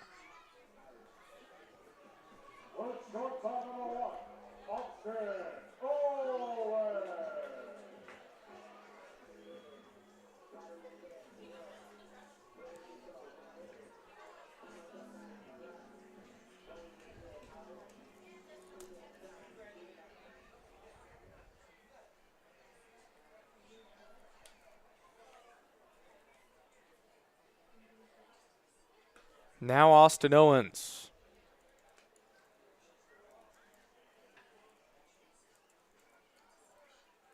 Take a breaking ball outside.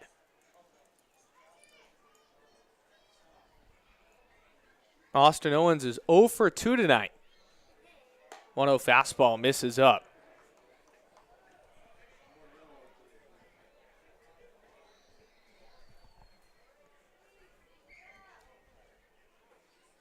Three runs home this inning.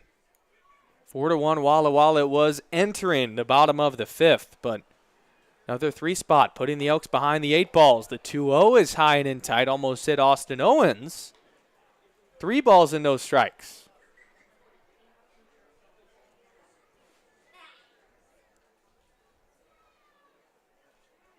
RBI walk as Gunnar Guile walked to first, brought in a run. And Isaac Torres ground out on the RBI as the 3-0 fastball misses low ball 4. And then Nate Petz grounded out for an RBI. So the free passes for the Elks have opened the door for Walla Walla, where all they've had to do is just put a ball in play, and that has brought in some runs.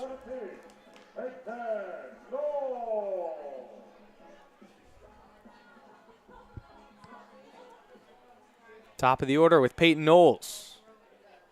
Robles' fastball misses in tight, another wild pitch, and both runners move up. Torres to third, Petz to second. And now a base hit could be the dagger here in the 5th inning.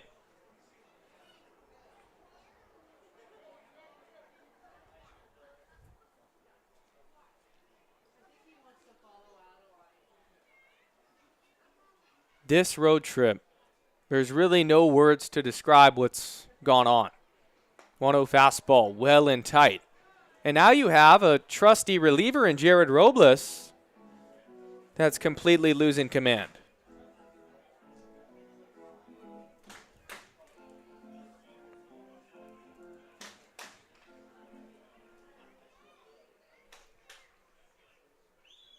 Two-0. Breaking ball misses down and in tight.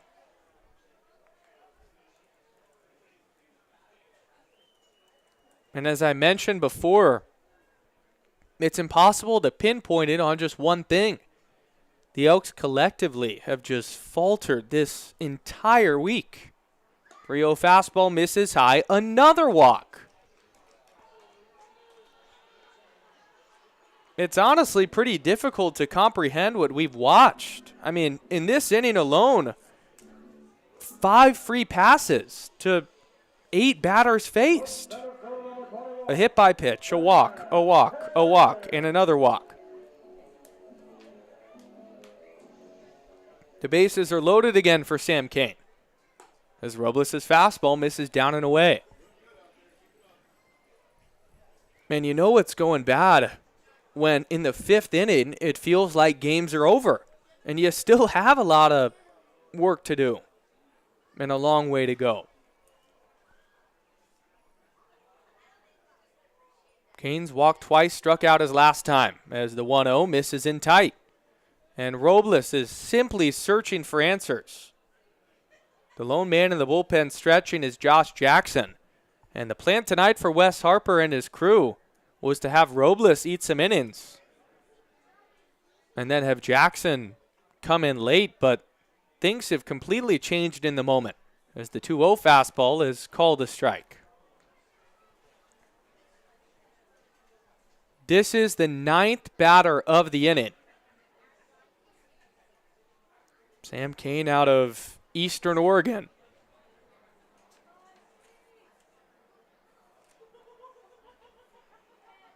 Two one. Fastball, check swing. Called a strike on location. It's 2-2. It was a late call by home plate umpire Bryce Reeves. And Robles is 1 strike away from escaping. Anything would do in this moment. The 2-2 with 2 outs. Breaking ball misses down and away. A 3-2 count. Now, each runner will be on the move. Torres at third, Petz at second. Peyton Knowles at first. 3-2. Fastball in tight, ball 4. 8-1.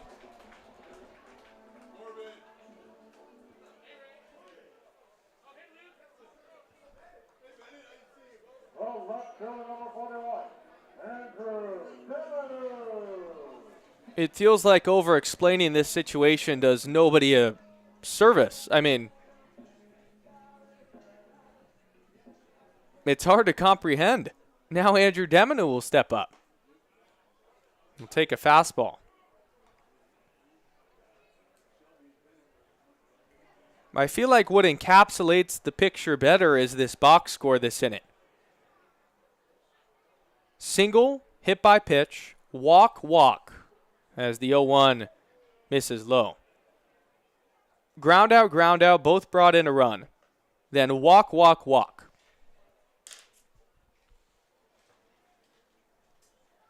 It's ultra difficult to win games when Walla Walla, who's already an elite offense, doesn't have to get the bat off their shoulders as the 0-1 misses up and in tight. Andrew Deminu was the guy that started off this 5th inning.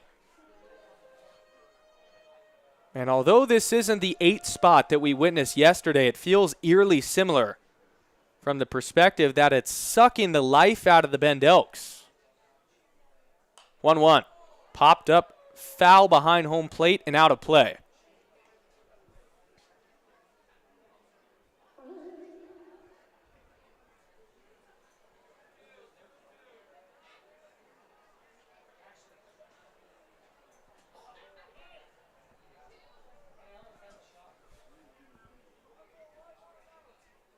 Two with 2 outs. Grounded softly. Back up the middle. Goodman ranges to his left. He'll touch second. That will end the inning. Barely getting Sam Kane in time.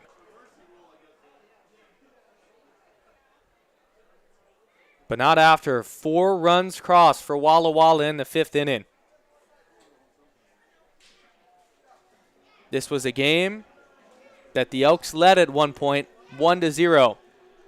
And just like yesterday, 8 unanswered runs from Walla Walla. We're going to the 6th.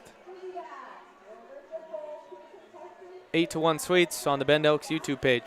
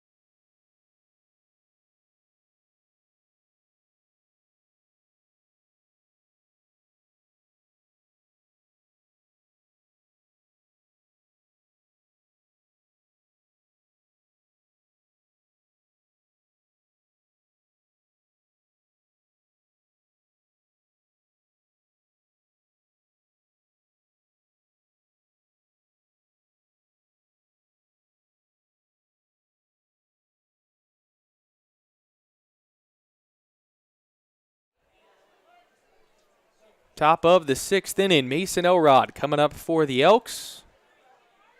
8-1, Walla Walla. Jacob Talbot still going. His first pitch misses low to Elrod. Crooked number from the Sweets in the 5th has deflated all of the energy out of that Elk side, and now they got to regain it. Trailing by 7. 1-0 to Elrod is a fastball that's called a strike at the knees. Elrod, Galvin, and Goodman. Elrod 0 for 2 so far tonight.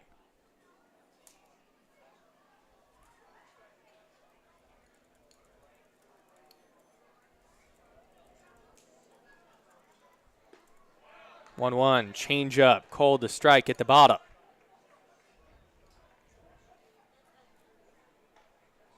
Elrod, talked to him pregame today on our Elk call, and he feels like he's starting to turn a corner. Seeing the ball much better this series here at Walla Walla. On to change up, misses up and away. And he's a player that's more than capable, to put it frankly. Former JUCO All-American. 2-2. Changeup misses low. A really good take by Elrod on a pitch that dropped out of the zone late. That year at USC Union, when he shared that bond with Aiden Tallarico, now reunited in Bend, he hit .419. 3-2 to Elrod. Breaking ball called strike 3, and Talbot freezes him.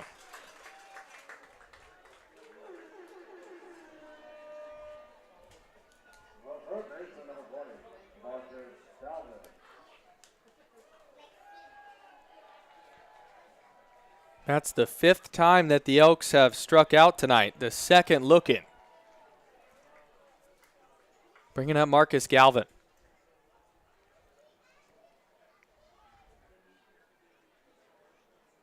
Fastball misses away.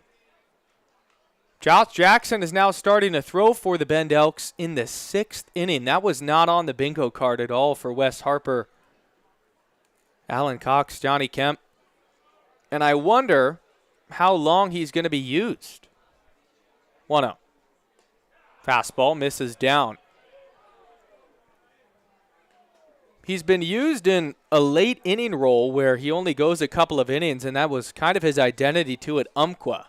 Has been one of the better relievers in the entire West Coast League. But if he enters in the 6th, I'd be shocked, frankly, if the Elks expect him to go 3 innings. But with the off day tomorrow, hasn't thrown for a bit, that could be a possibility. 2-0 curveball. Misses just a bit up. Galvin working a nice at-bat.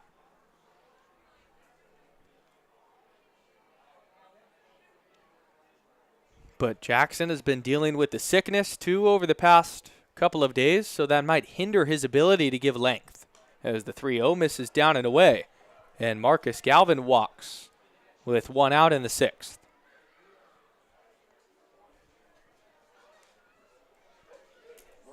The story of this game in a nutshell can be told by one side giving up a ton of free passes and the other not so much. Just 2 walks Walla Walla has given up to the Elks. That was the second one right there to Galvin, and just 1 error. And I'll count the Elk side in a second, but it's a lot. Will Goodman, the batter, against Talbot. Talbot's pitch is a fastball that runs up and in tight for the Elks. 10 walks. 10 walks to 2 walks on the other side. 3 hit by pitches. And an error. 1-0. Groove down the middle and called a strike. Will Goodman walked his last time, speaking of the base on balls, and singled in his first at-bat.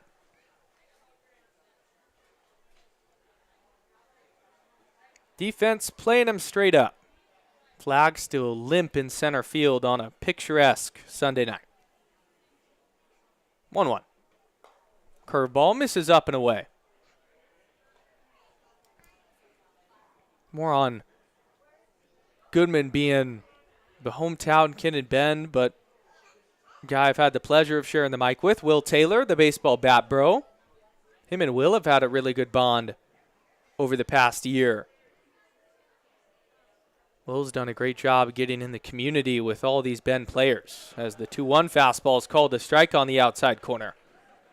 And what makes it so cool, too, is it's like these college kids, these young men, are kids in a candy store when they meet Will. Watching his YouTube videos growing up, and now you're somehow in the same small town of Bend, Oregon, and he's the nicest guy ever. It's super cool. 2-2. Fastball fouled away. And Will said that Will Goodman's biggest strength is that power. And we've also seen him flash the glove defensively, but a lot of elements to his game where you look at him at Pepperdine moving forward and say, I'd expect him to get some substantial playing time. Galvin average lead off of first. 2-2. Curveball chopped to the third baseman. Goes to second for one. Throw to first. Not in time. Just beating it out on the back end was Will Goodman. That's Trevor T. now at third base.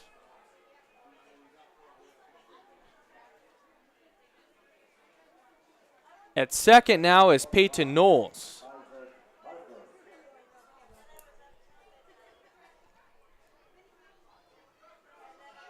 And at first is Mateo Rickman.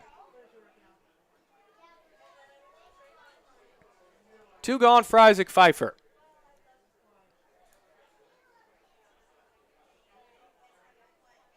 Take a breaking ball that misses high. So that'll go down as a 6-4 fielder's choice.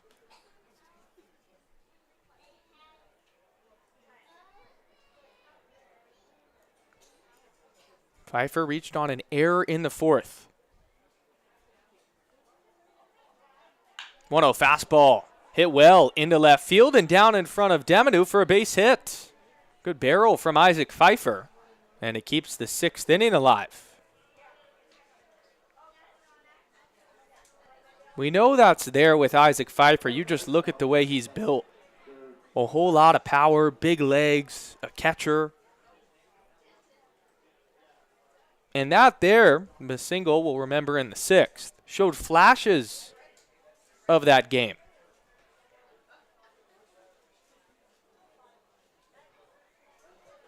Bringing up Deuce Sims. Sims will take a fastball that misses low. Peyton Knowles, slight overshift to the left.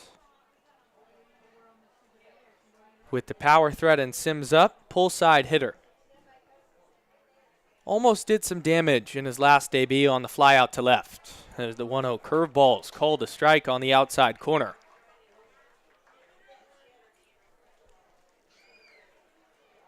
Tending midway. Next season is Deuce Sims. Was it Central Alabama CC this last year? Talbot's 1-1. Change up just a bit and tight, and a hitter's count to Deuce.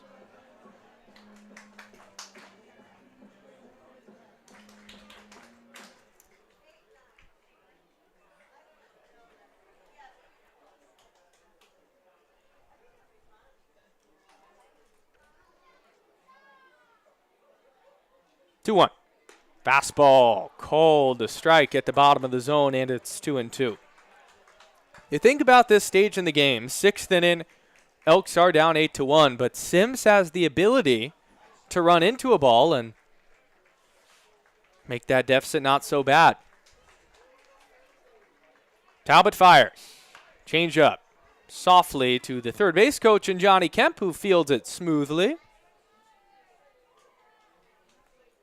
Johnny Kemp, unfortunately, hasn't gotten a lot of action down there at third with the ability to put on that windmill, because the Elks haven't scored besides that one run that came in the second.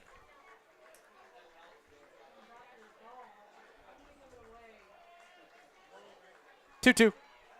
got him swinging on the changeup, and that will end the inning.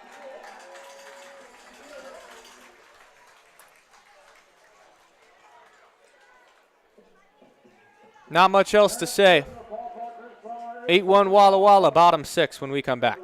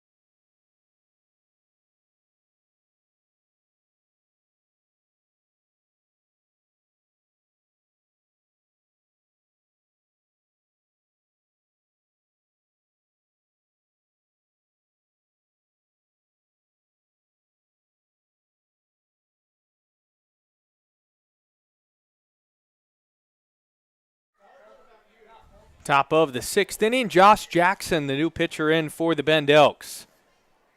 8-1 Walla Walla. This is the 5th pitcher tonight for Bend. Missed the first couple of pitches of the frame, but it's 2-2 to Mateo Rickman, who entered for the injured Landon Young. Jackson has been incredible so far this year. 2-2. Fastball fouled away.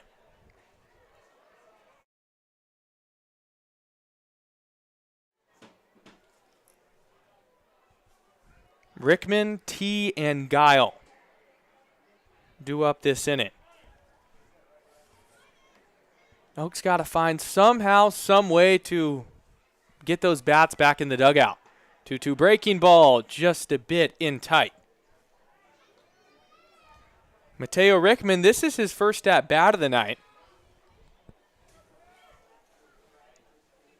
After Landon Young, who we still hope is okay, got hit in the head, and then Rickman alleviated him of his base running duties and now stays in the game. 3-2. Fastball, line, down the right field line and fair. Rickman's going to round first and head to second. It rattles in the corner. Klosik has trouble picking it up there, but Rickman's still going to put on the brakes after a big turnaround second and settle for a leadoff double.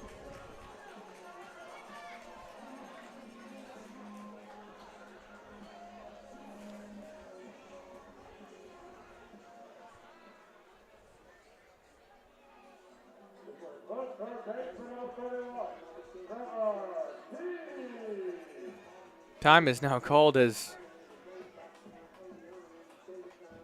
looks like base umpire Taylor Schneider told Josh Jackson that he can't go to his hand and lick his hand while he's on the rubber, or else that will probably be called for a balk next time.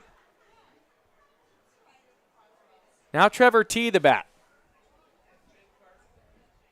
Jackson comes home on a slider that runs outside.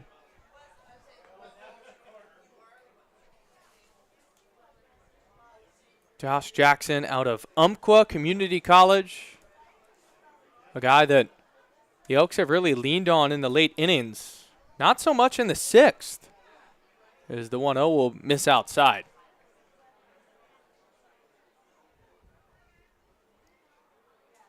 Ten strikeouts entering this outing towards the top half of the West Coast League. But 2-0 right here to T in his fourth at-bat, who's reached twice. Jackson's pitch is a fastball that misses away. 3-0.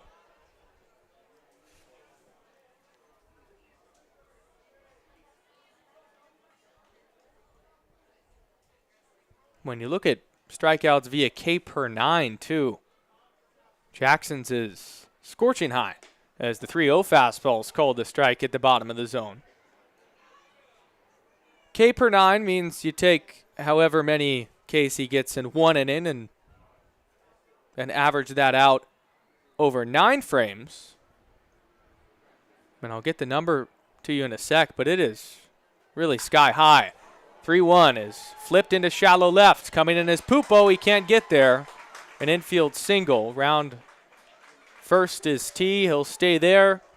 Mateo Rickman to third. There's runners on the corners with no outs.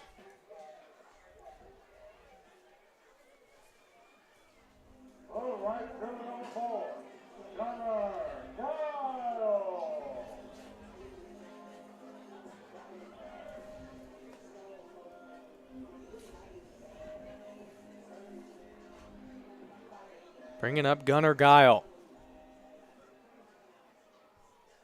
Hit by pitch and a couple of walks. He's reached on 3 free passes as Jackson's pitch is crushed. Deep down the right field line, it is fair. Rickman will score. Rounding third and heading home is Trevor T. Giles heading all the way to third. A disastrous night has become even more nightmarish. It's 10-1 Sweets on the 2 RBI triple. Unbelievable.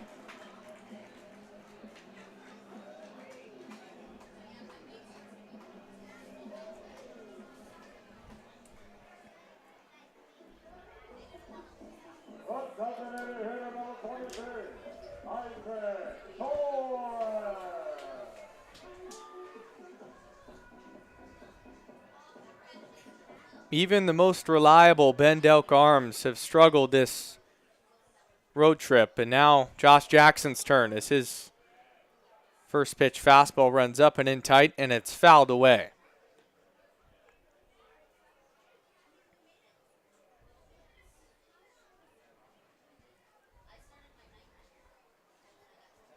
That's Gunnar Giles' third run batted in of the night.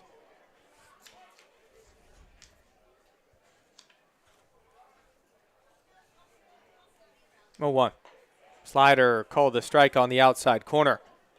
The offensive display, and you could attribute that to the Sweets bats, the lack of strike throwing from the Elks, has been outstanding from Walla Walla this series. 7 runs in game 1, 10 last night, and another double-digit performance tonight with 10 already in the 6th. 0-2 misses away. Batter is Isaac Torres, who himself has 3 runs batted in tonight. Entire infield is back. 1-2. Fastball chopped softly to the third baseman in Galvin. He fields it on the high hop, throws it high. Deuce Sims is lifted off the base. It probably would have been an infield single anyway. Now 4 consecutive hits for Walla Walla.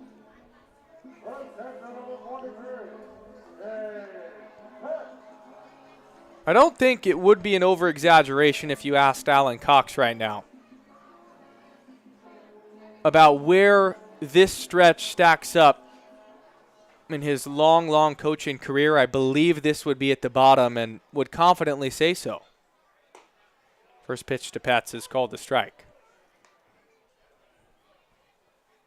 And to think back to the first game of the Marion series where Aiden Tallarico was hit by a pitch, but then it was called foul. 0-1, runs in tight. It hits Nate Pets. And the bases are loaded. What if that Tallarico hit by pitch stood and the game was tied in the 9th inning of Tuesday night's contest against the Berries? The Elks somehow take game 1 and then they're 4-0. The winless road trip would cease to exist.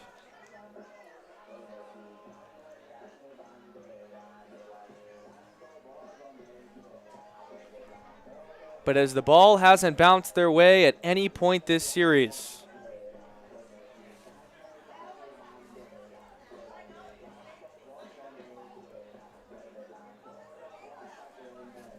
it has just been a major struggle, as now time is called between Wes Harper and the rest of the infield.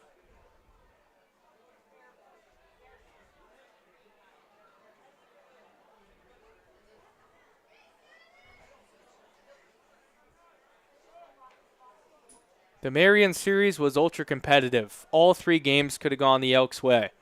But here in Walla Walla, the Sweets have been the better team for practically 27 innings of baseball. And we haven't even played 27 yet, but that's where it's trending with 9 in all 3.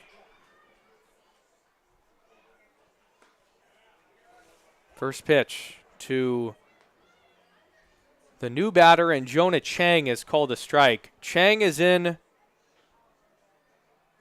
for Owens.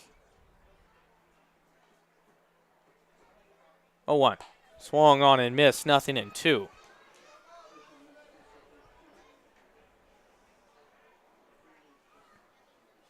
The most we've seen Josh Jackson get hit around at any point this season after being lights out for the majority of it. 0-2. Fouled away. Jonah Chang came in last night's game as a replacement for Mateo Rickman. Ended up stealing a base. Flew out in his lone AB. 0-2, called strike 3 at the top of the zone. And the first out of the inning is a backwards K to Chang.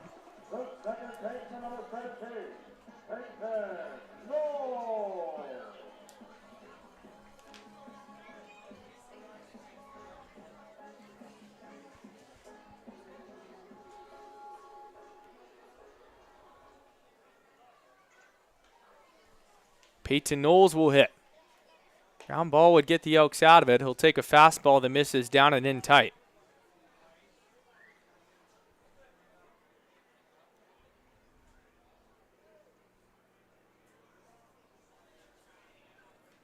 Peyton Knowles out of Seattle University had a collegiate season where he batted over 350.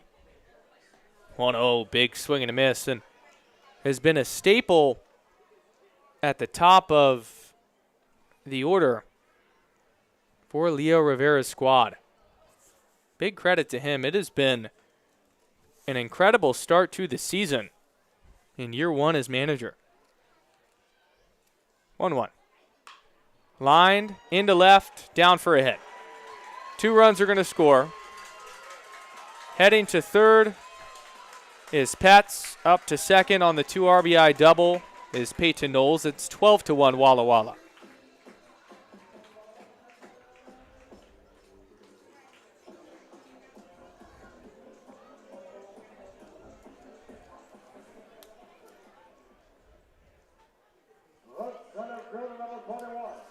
This is bedrock.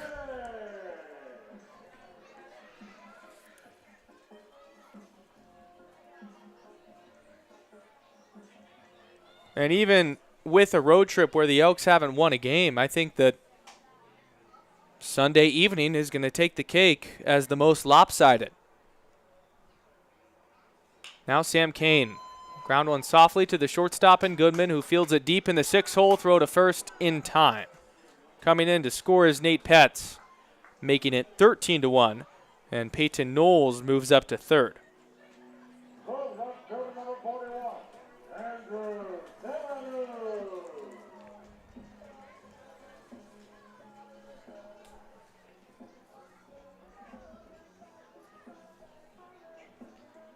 And how about this for a stat? Andrew Deminu in the last 2 innings has bat 3 times. This is his third at-bat in 2 innings. First pitch he'll see misses away.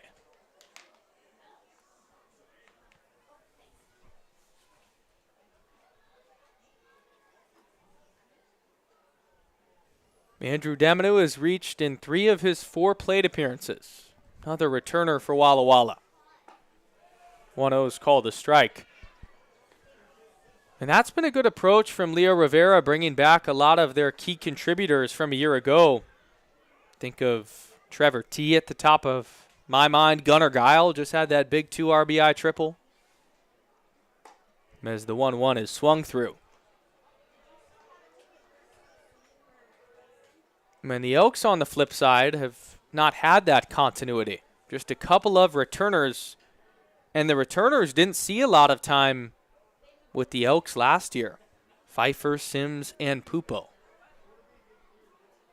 1-2. Slider misses away. Pfeiffer and Deuce Sims spent a lot of time on the Bend Bucks. Lower affiliate I talk about a ton that are now non-existent as the Elks have just rolled with their main squad. 2-2. Fastball popped up. Foul territory near first base. Sims moving over, and he'll make the catch just in front of the dugout.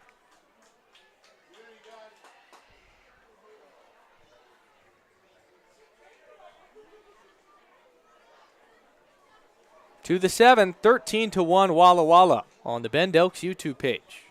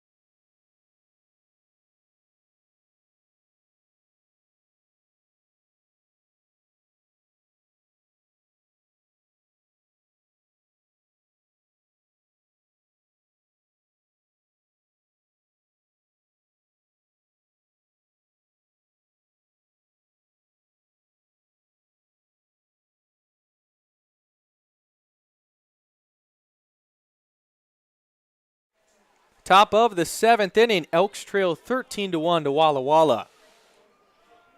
9-1-2 due up for the Elks, starting with Eli Pupo, who will take a ball down. Still going for the Sweets is Jacob Talbot. Just 2 arms for Walla Walla, starting with Curtis Ellis. On the Elk side, they've thrown 5. 1-0 to Pupo. Swung on and missed on a pitch on the outside.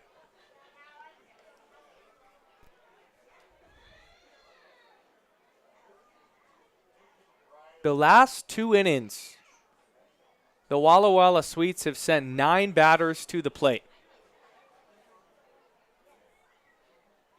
1-1. Change up. Called a strike.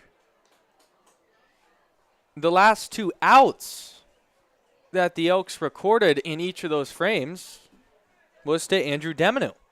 Retired him in the 6th in the 5th on a 6 unassisted, and then last inning on a pop out. Pupo sprays the 2-strike pitch foul.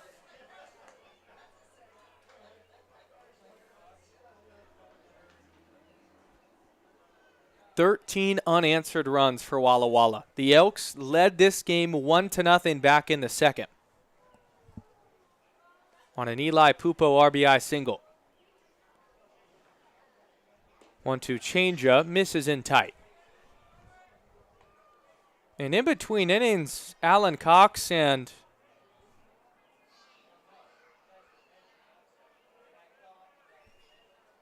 Leo Rivera appear to be chatting. I wonder if it has to do with maybe ending this game if the Elks don't score. 2-2. Fastball called strike 3 on the outside corner.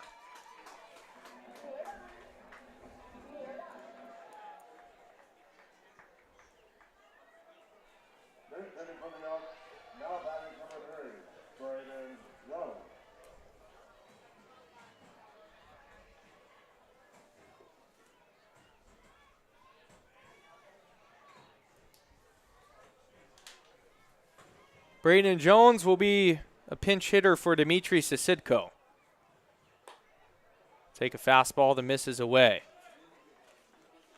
Jones has been a regular in the Bend Elks lineup. Started 3 straight days prior to tonight, and in last night's game picked up an RBI single. 1-0. Popped up. Straight away center field and shallow. Kane comes in and makes the catch.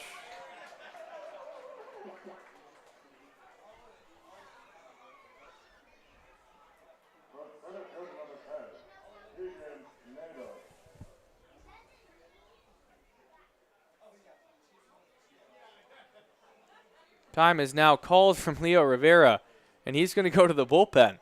In a 13-1 game, he's going to a new arm. Keaton Nadeau due up. Jacob Talbot did a good job. We'll get you that new righty after this break on Bend Elks YouTube. 13-1 Sweets in the top of the 7th.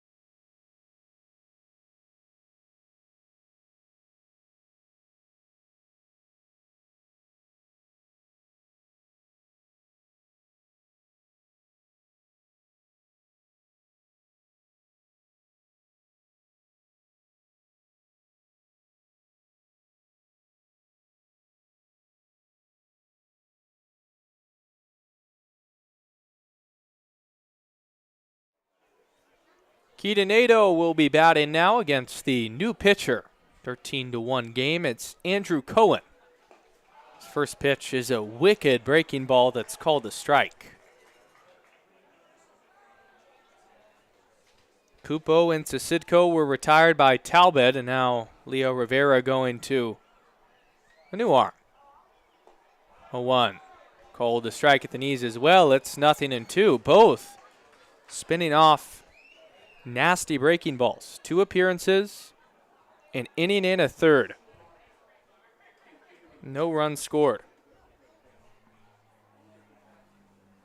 0-2. Misses down. Keaton Nadeau singled back in the 5th. 1 for 3 tonight.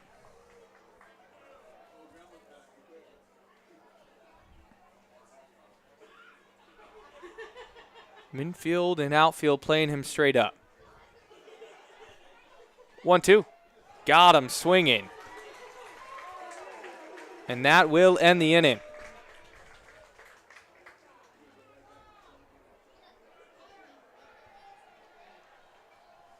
The Elks go down in order. Stretch time for the fans still remaining here at Borleski Stadium. 13-1 Sweets.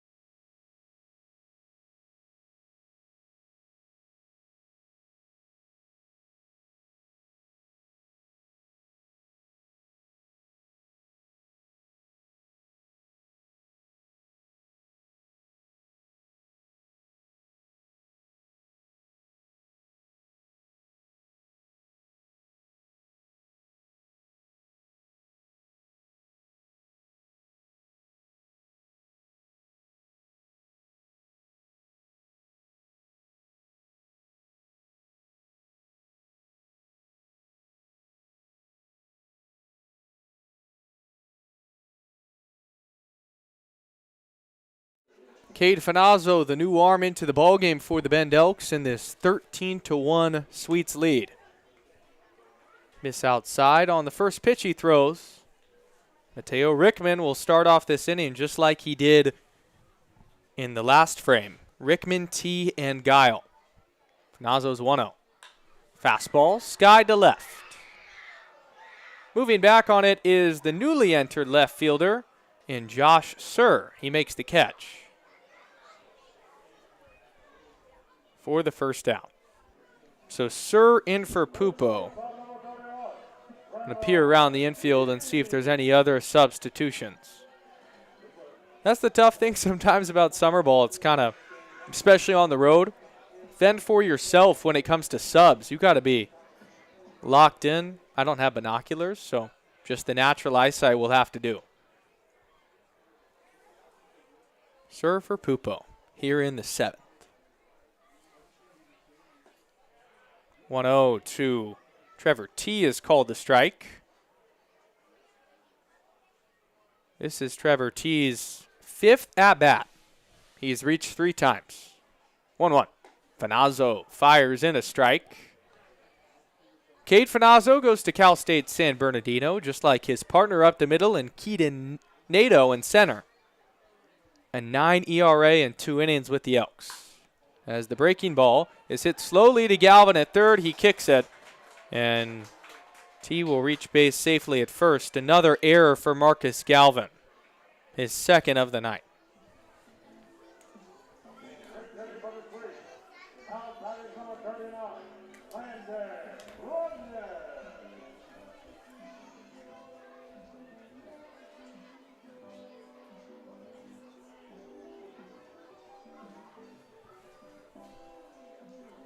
So we're going to get some more substitutions here too. Landon Runyon now getting a bat and hitting for Gunnar Guile. Swing through the first pitch he sees. Marcus Galvin has looked pretty comfortable over there at third, but has made a couple of errors tonight. One is queued up the third baseline and foul.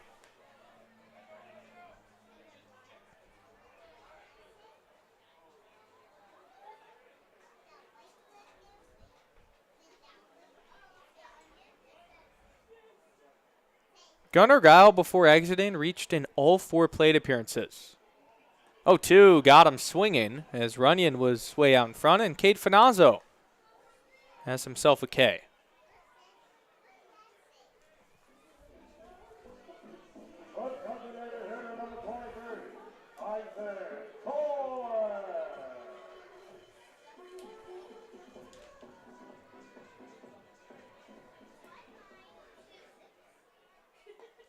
Changeup misses low to Torres, the new bat.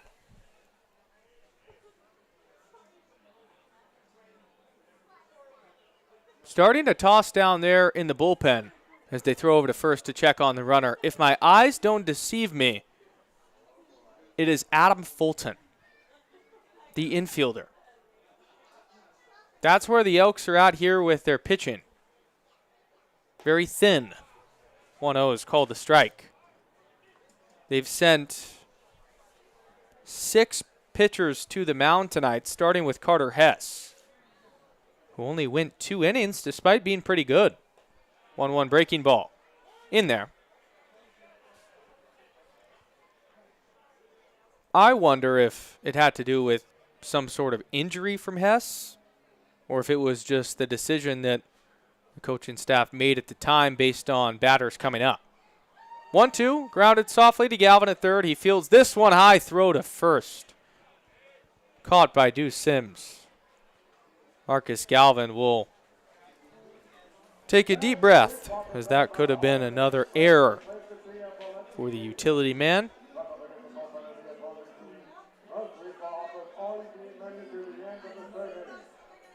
Despite the 1-out error, Cade Finazzo pitches through it, and the Sweets don't score in the 7th, but the Elks still trail 13-1 on the Bend Elks YouTube page.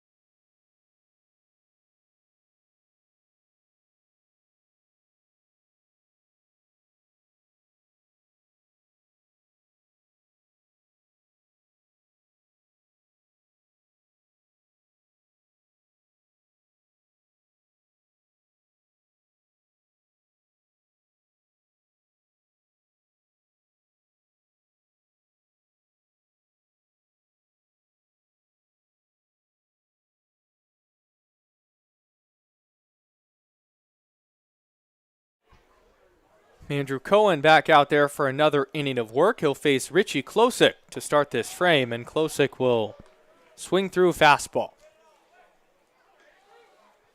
13-1 the score.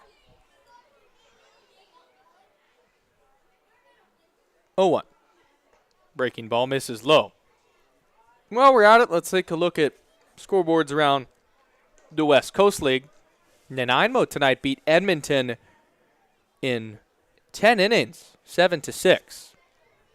Kelowna beat Victoria 6-3. Yakima beat Marion 11-5. That's a series win for the Pippins as they foul off a ball. Klosick does, and it looked like it caught a piece of the catcher and Pets. The trainer is going to head on out and take a look at the Walla Walla backstop. And then quickly turns away and heads back to her own dugout. It looks like Nate Pets will be all right.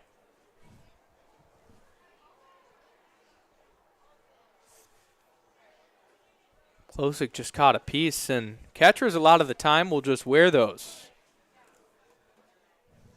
I'd argue the toughest position on the baseball field. 1-2.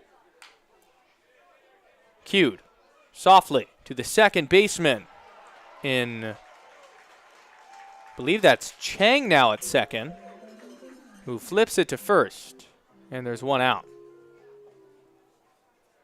More shifts. It looks like Knowles is now at third. T's at short. Chang is at second. This scorebook is messy for the second night in a row. Mason Elrod now. Take a breaking ball that misses away.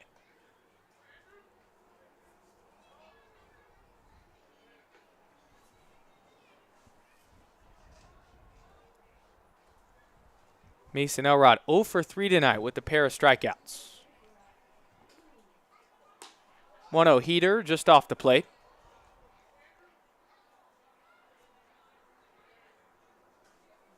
Let's finish up those scores, though, while we're chatting. Ridgefield Raptors beat Port Angeles on the road 7-4. They've been a great story this year, as the 2-0 breaking ball is called a ball just low. Looked like it should have been a strike.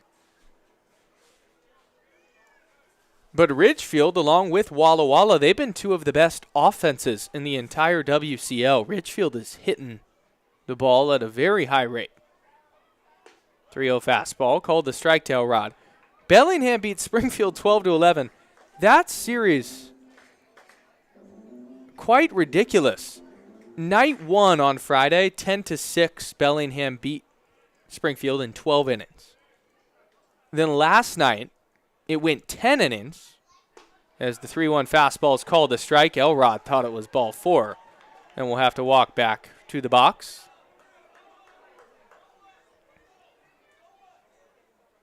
9-8, Springfield won last night in 10 innings. And then tonight, it was 12-11 in 9 innings. Bellingham wins. 3-2, Elrod strikes out swinging. We'll say something to Bryce Reeves. And Bryce Reeves tells Mason Elrod to knock it off.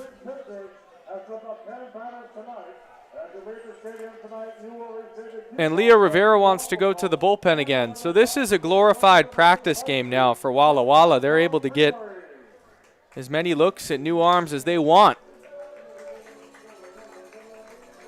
2 gone in the 8th, 13-1 the score. We're back after this.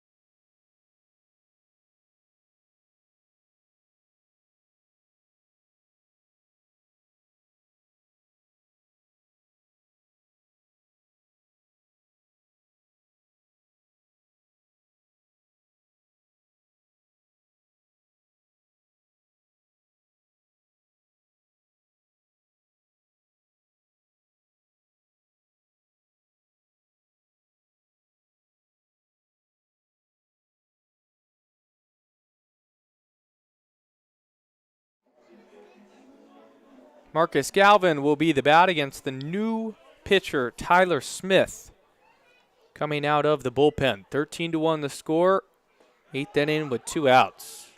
And the first pitch to Galvin is called a strike. Aiden O'Neill up here in the broadcast booth. Wish I could be more optimistic, but this road trip has been just about as bad as it can possibly get. 0-1 heater misses down. On the brink of being 0-6 on the road, marking a legendary Bend Elks comeback, coming just a year after the Elks were 10-18 away from home. The 1-1 is hit off of Galvin in the box. It's now 1-2.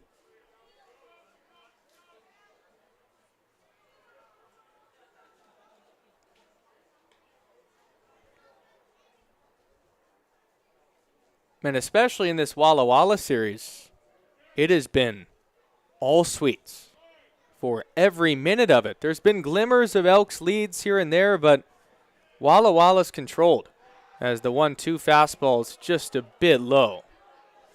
To Marcus Galvin, who's 1 for 2 tonight with a walk. First start he's had at third base in quite some time. 2-2. Runs in tight, almost hit Galvin. This is Tyler Smith's first appearance with the Sweets this summer, and what that allows for is Leo Rivera to see another arm in a low-stress situation. 3-2. Fastball, grounded softly to the right side of the infield. Fielded by Chang, throw to first in time. And that will end the inning. The Elks' last hit came in the 6th. Back-to-back frames, 1, 2, 3. Walla Walla has retired 7 straight batters. We go to the bottom of the 8th.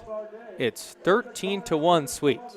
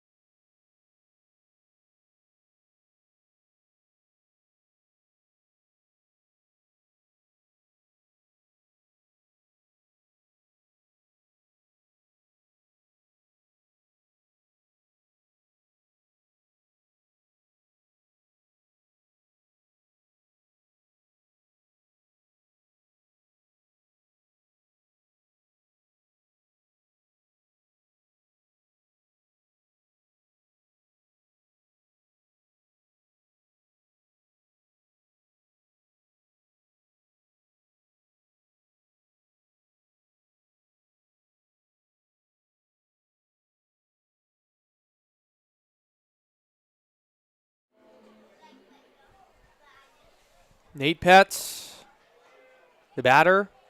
Big breaking ball. He'll swing through. Cade Finazzo in for his second inning of work. 13-1 Walla Walla on top. Fastball misses up.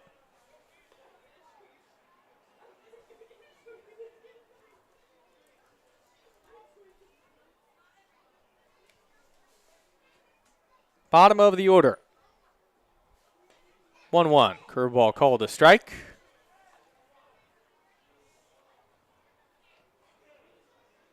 Finish up that West Coast League scoreboard. Apologies for getting distracted on that Bellingham-Springfield ridiculous series they've had, as the 1-2 is swung on and missed for strike 3.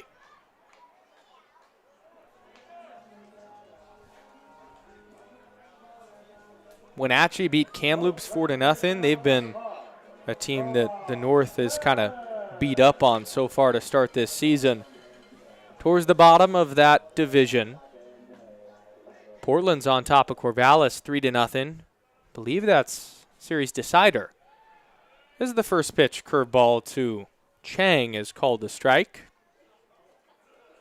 Let's see. Last night Portland won 9-6.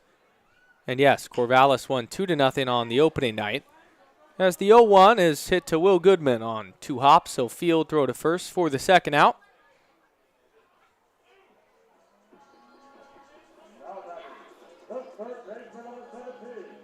So unless Corvallis can come back from a 3-0 deficit here in the 9th inning, Portland will take a pivotal series at home in front of a ruckus crowd, as they always have.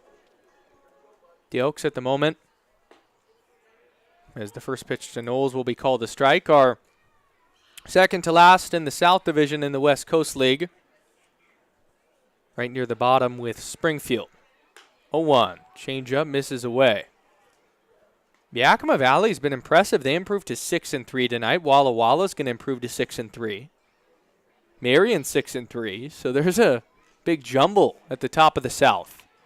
1-1 is fouled away. Peyton Knowles' 5th AB. He had 2 RBI double his last time through.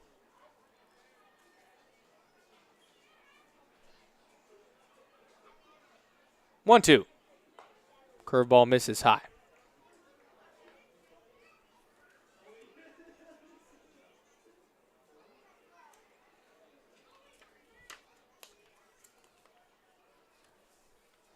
Two. Change up. Grounded to the first baseman in Sims. He fields, flips to the cover in Finazzo, and that will end the inning. Good on Cade Finazzo. He came in out of the bullpen in a game where the Elks haven't gotten a bunch of outs to keep it frank, and had a pretty good 2 innings, both scoreless. To the 9th, Elks down by 12 on the Bend Elks YouTube page.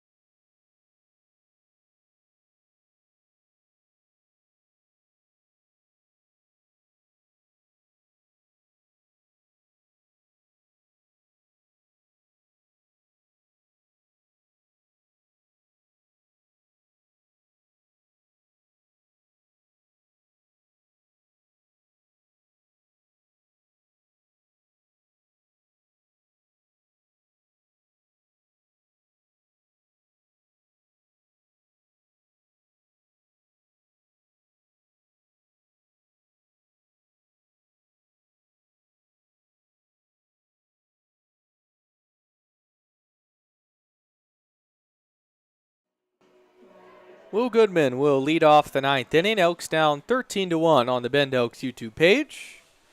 Goodman, Pfeiffer, and Sims.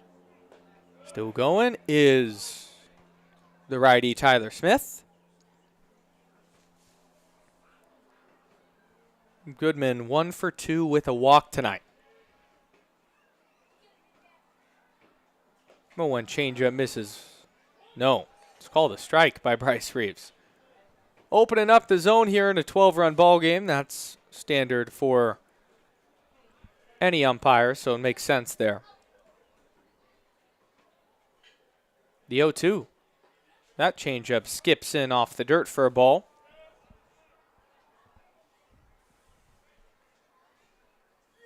Walla Walla next week will head on a Canada trip for a full week. Elks head back home. Fastball misses away. On Tuesday, Walla Walla will be at Kelowna. That's Tuesday through Thursday. And then they'll be in Kamloops over the weekend. 2-2, Goodman strikes out, swinging. One gone in the ninth.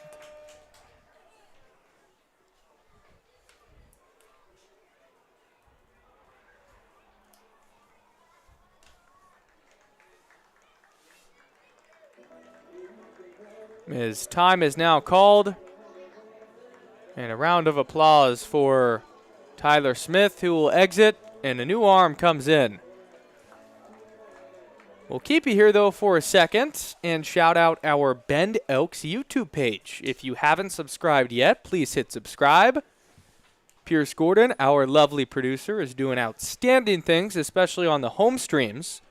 And we will be back on Tuesday night at Vince Kenna Stadium for another home game. Also, a lot of content being posted on there aside from just the live streams. If you don't have Instagram, X, Facebook, and you want to see my elk calls with the players, they're on there. Had a fun thing last night, and with Isaac Pfeiffer coming up next, it's appropriate. They decided to switch it up and do an elk call with me. I was flattered, and it was fun. Isaac asked me some cool questions. My favorite was, what makes a good interview? And all the Elks so far have been great to chat with, but I really do think it's someone who's insightful, who's well-spoken, who has a unique story, because at the end of the day, that's what we're doing. We're storytelling. And these 2 years in Bend, I mean, we're just getting this summer started, but they have been so fun for me getting to know these players, and I feel the same sort of feeling that all you feel at home, what the players feel. I mean, it's gut-wrenching to watch a group go through what the Elks have gone through this week. You just hope they can turn it around. Next week, you have the non-league game on Tuesday. Day off tomorrow. We'll be getting in late tonight in Bend, probably around 3 in the morning. Day off tomorrow. And then Tuesday non-league game, as Pfeiffer will rip the first pitch he sees to straightaway center field. Kane, though, moves over and makes the catch for the second out. The second barrel that Isaac Pfeiffer has found. That's a good sign. 2 off days next week. So you got the Tuesday non-league, then Wednesday off day, then Thursday a non-league. And that one's going to be extra fun because I've heard some rumors, and you might just have to come to the yard to find out, that there's going to be some celebrities in that game. Oh, yeah. Mrs. Deuce Sims, who will take a curveball for a strike. And then Friday through Sunday, it'll be myself and Mike Parker, the Corvallis Knights broadcaster, in the booth. We're doing a little joint broadcast over the weekend. And it'll be a lot of fun. Knights and Elks, a rivalry as old as time. Mike Parker, legendary Oregon State broadcaster. We're going to be sharing the booth, so it'll be a good time. Really excited for it as the 0-1 misses away. But until then, even in those non-leagues, you really want to see the Elks start to pick it up, especially offensively, to get some good signs going into a tough series against a really good team in Corvallis. 1-1, half-hearted attempt. Sims went around, and the Elks are down to their final strike.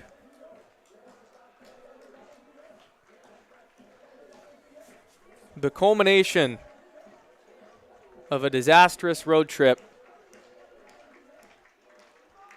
right here. 2-2, 2 outs. The pitch. Fastball. Just a bit inside. And amidst the storytelling, I apologize, but I forgot to mention the new arm on the mound in Carson McKinney. 6'5", 240, hard thrower. 3-2. Curveball, called strike 3 on the outside corner, and that will end the ball game.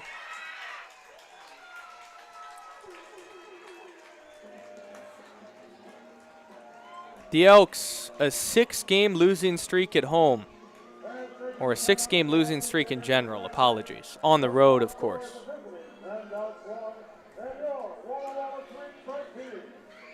The longest in the Alan Cox era since being in Bend. And out of all the games, tonight takes the cake.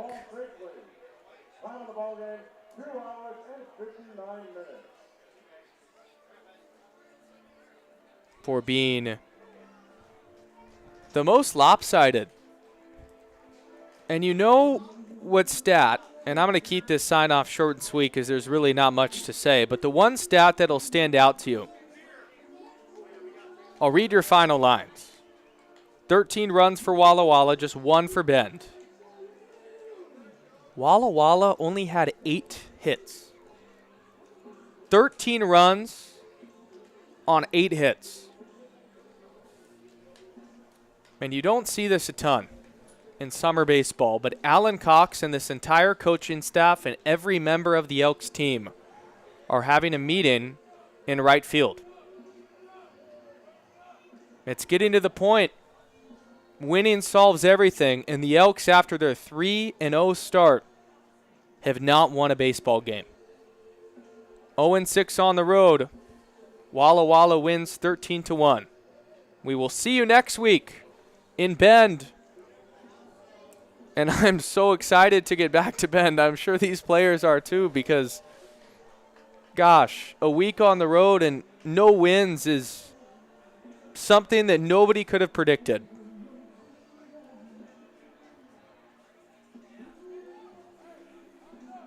But you're back at it at Gena. You get 2 non-league games to have some fun, to get back on track on Tuesday and Thursday. And then big dogs come to town. The Corvallis Knights have the most West Coast League titles and a rematch of the playoffs from a year ago in the first round. It's always a pleasure, but I tell you what, I feel your pain the same way that the players and all you fans do. This road trip has been one to forget. We'll see you Tuesday at Vince Gena Stadium. Until then, signing off. The day off tomorrow might be the greatest day off in history. Everybody wants it. We'll see you Tuesday. Aiden O'Neill signing off one final time.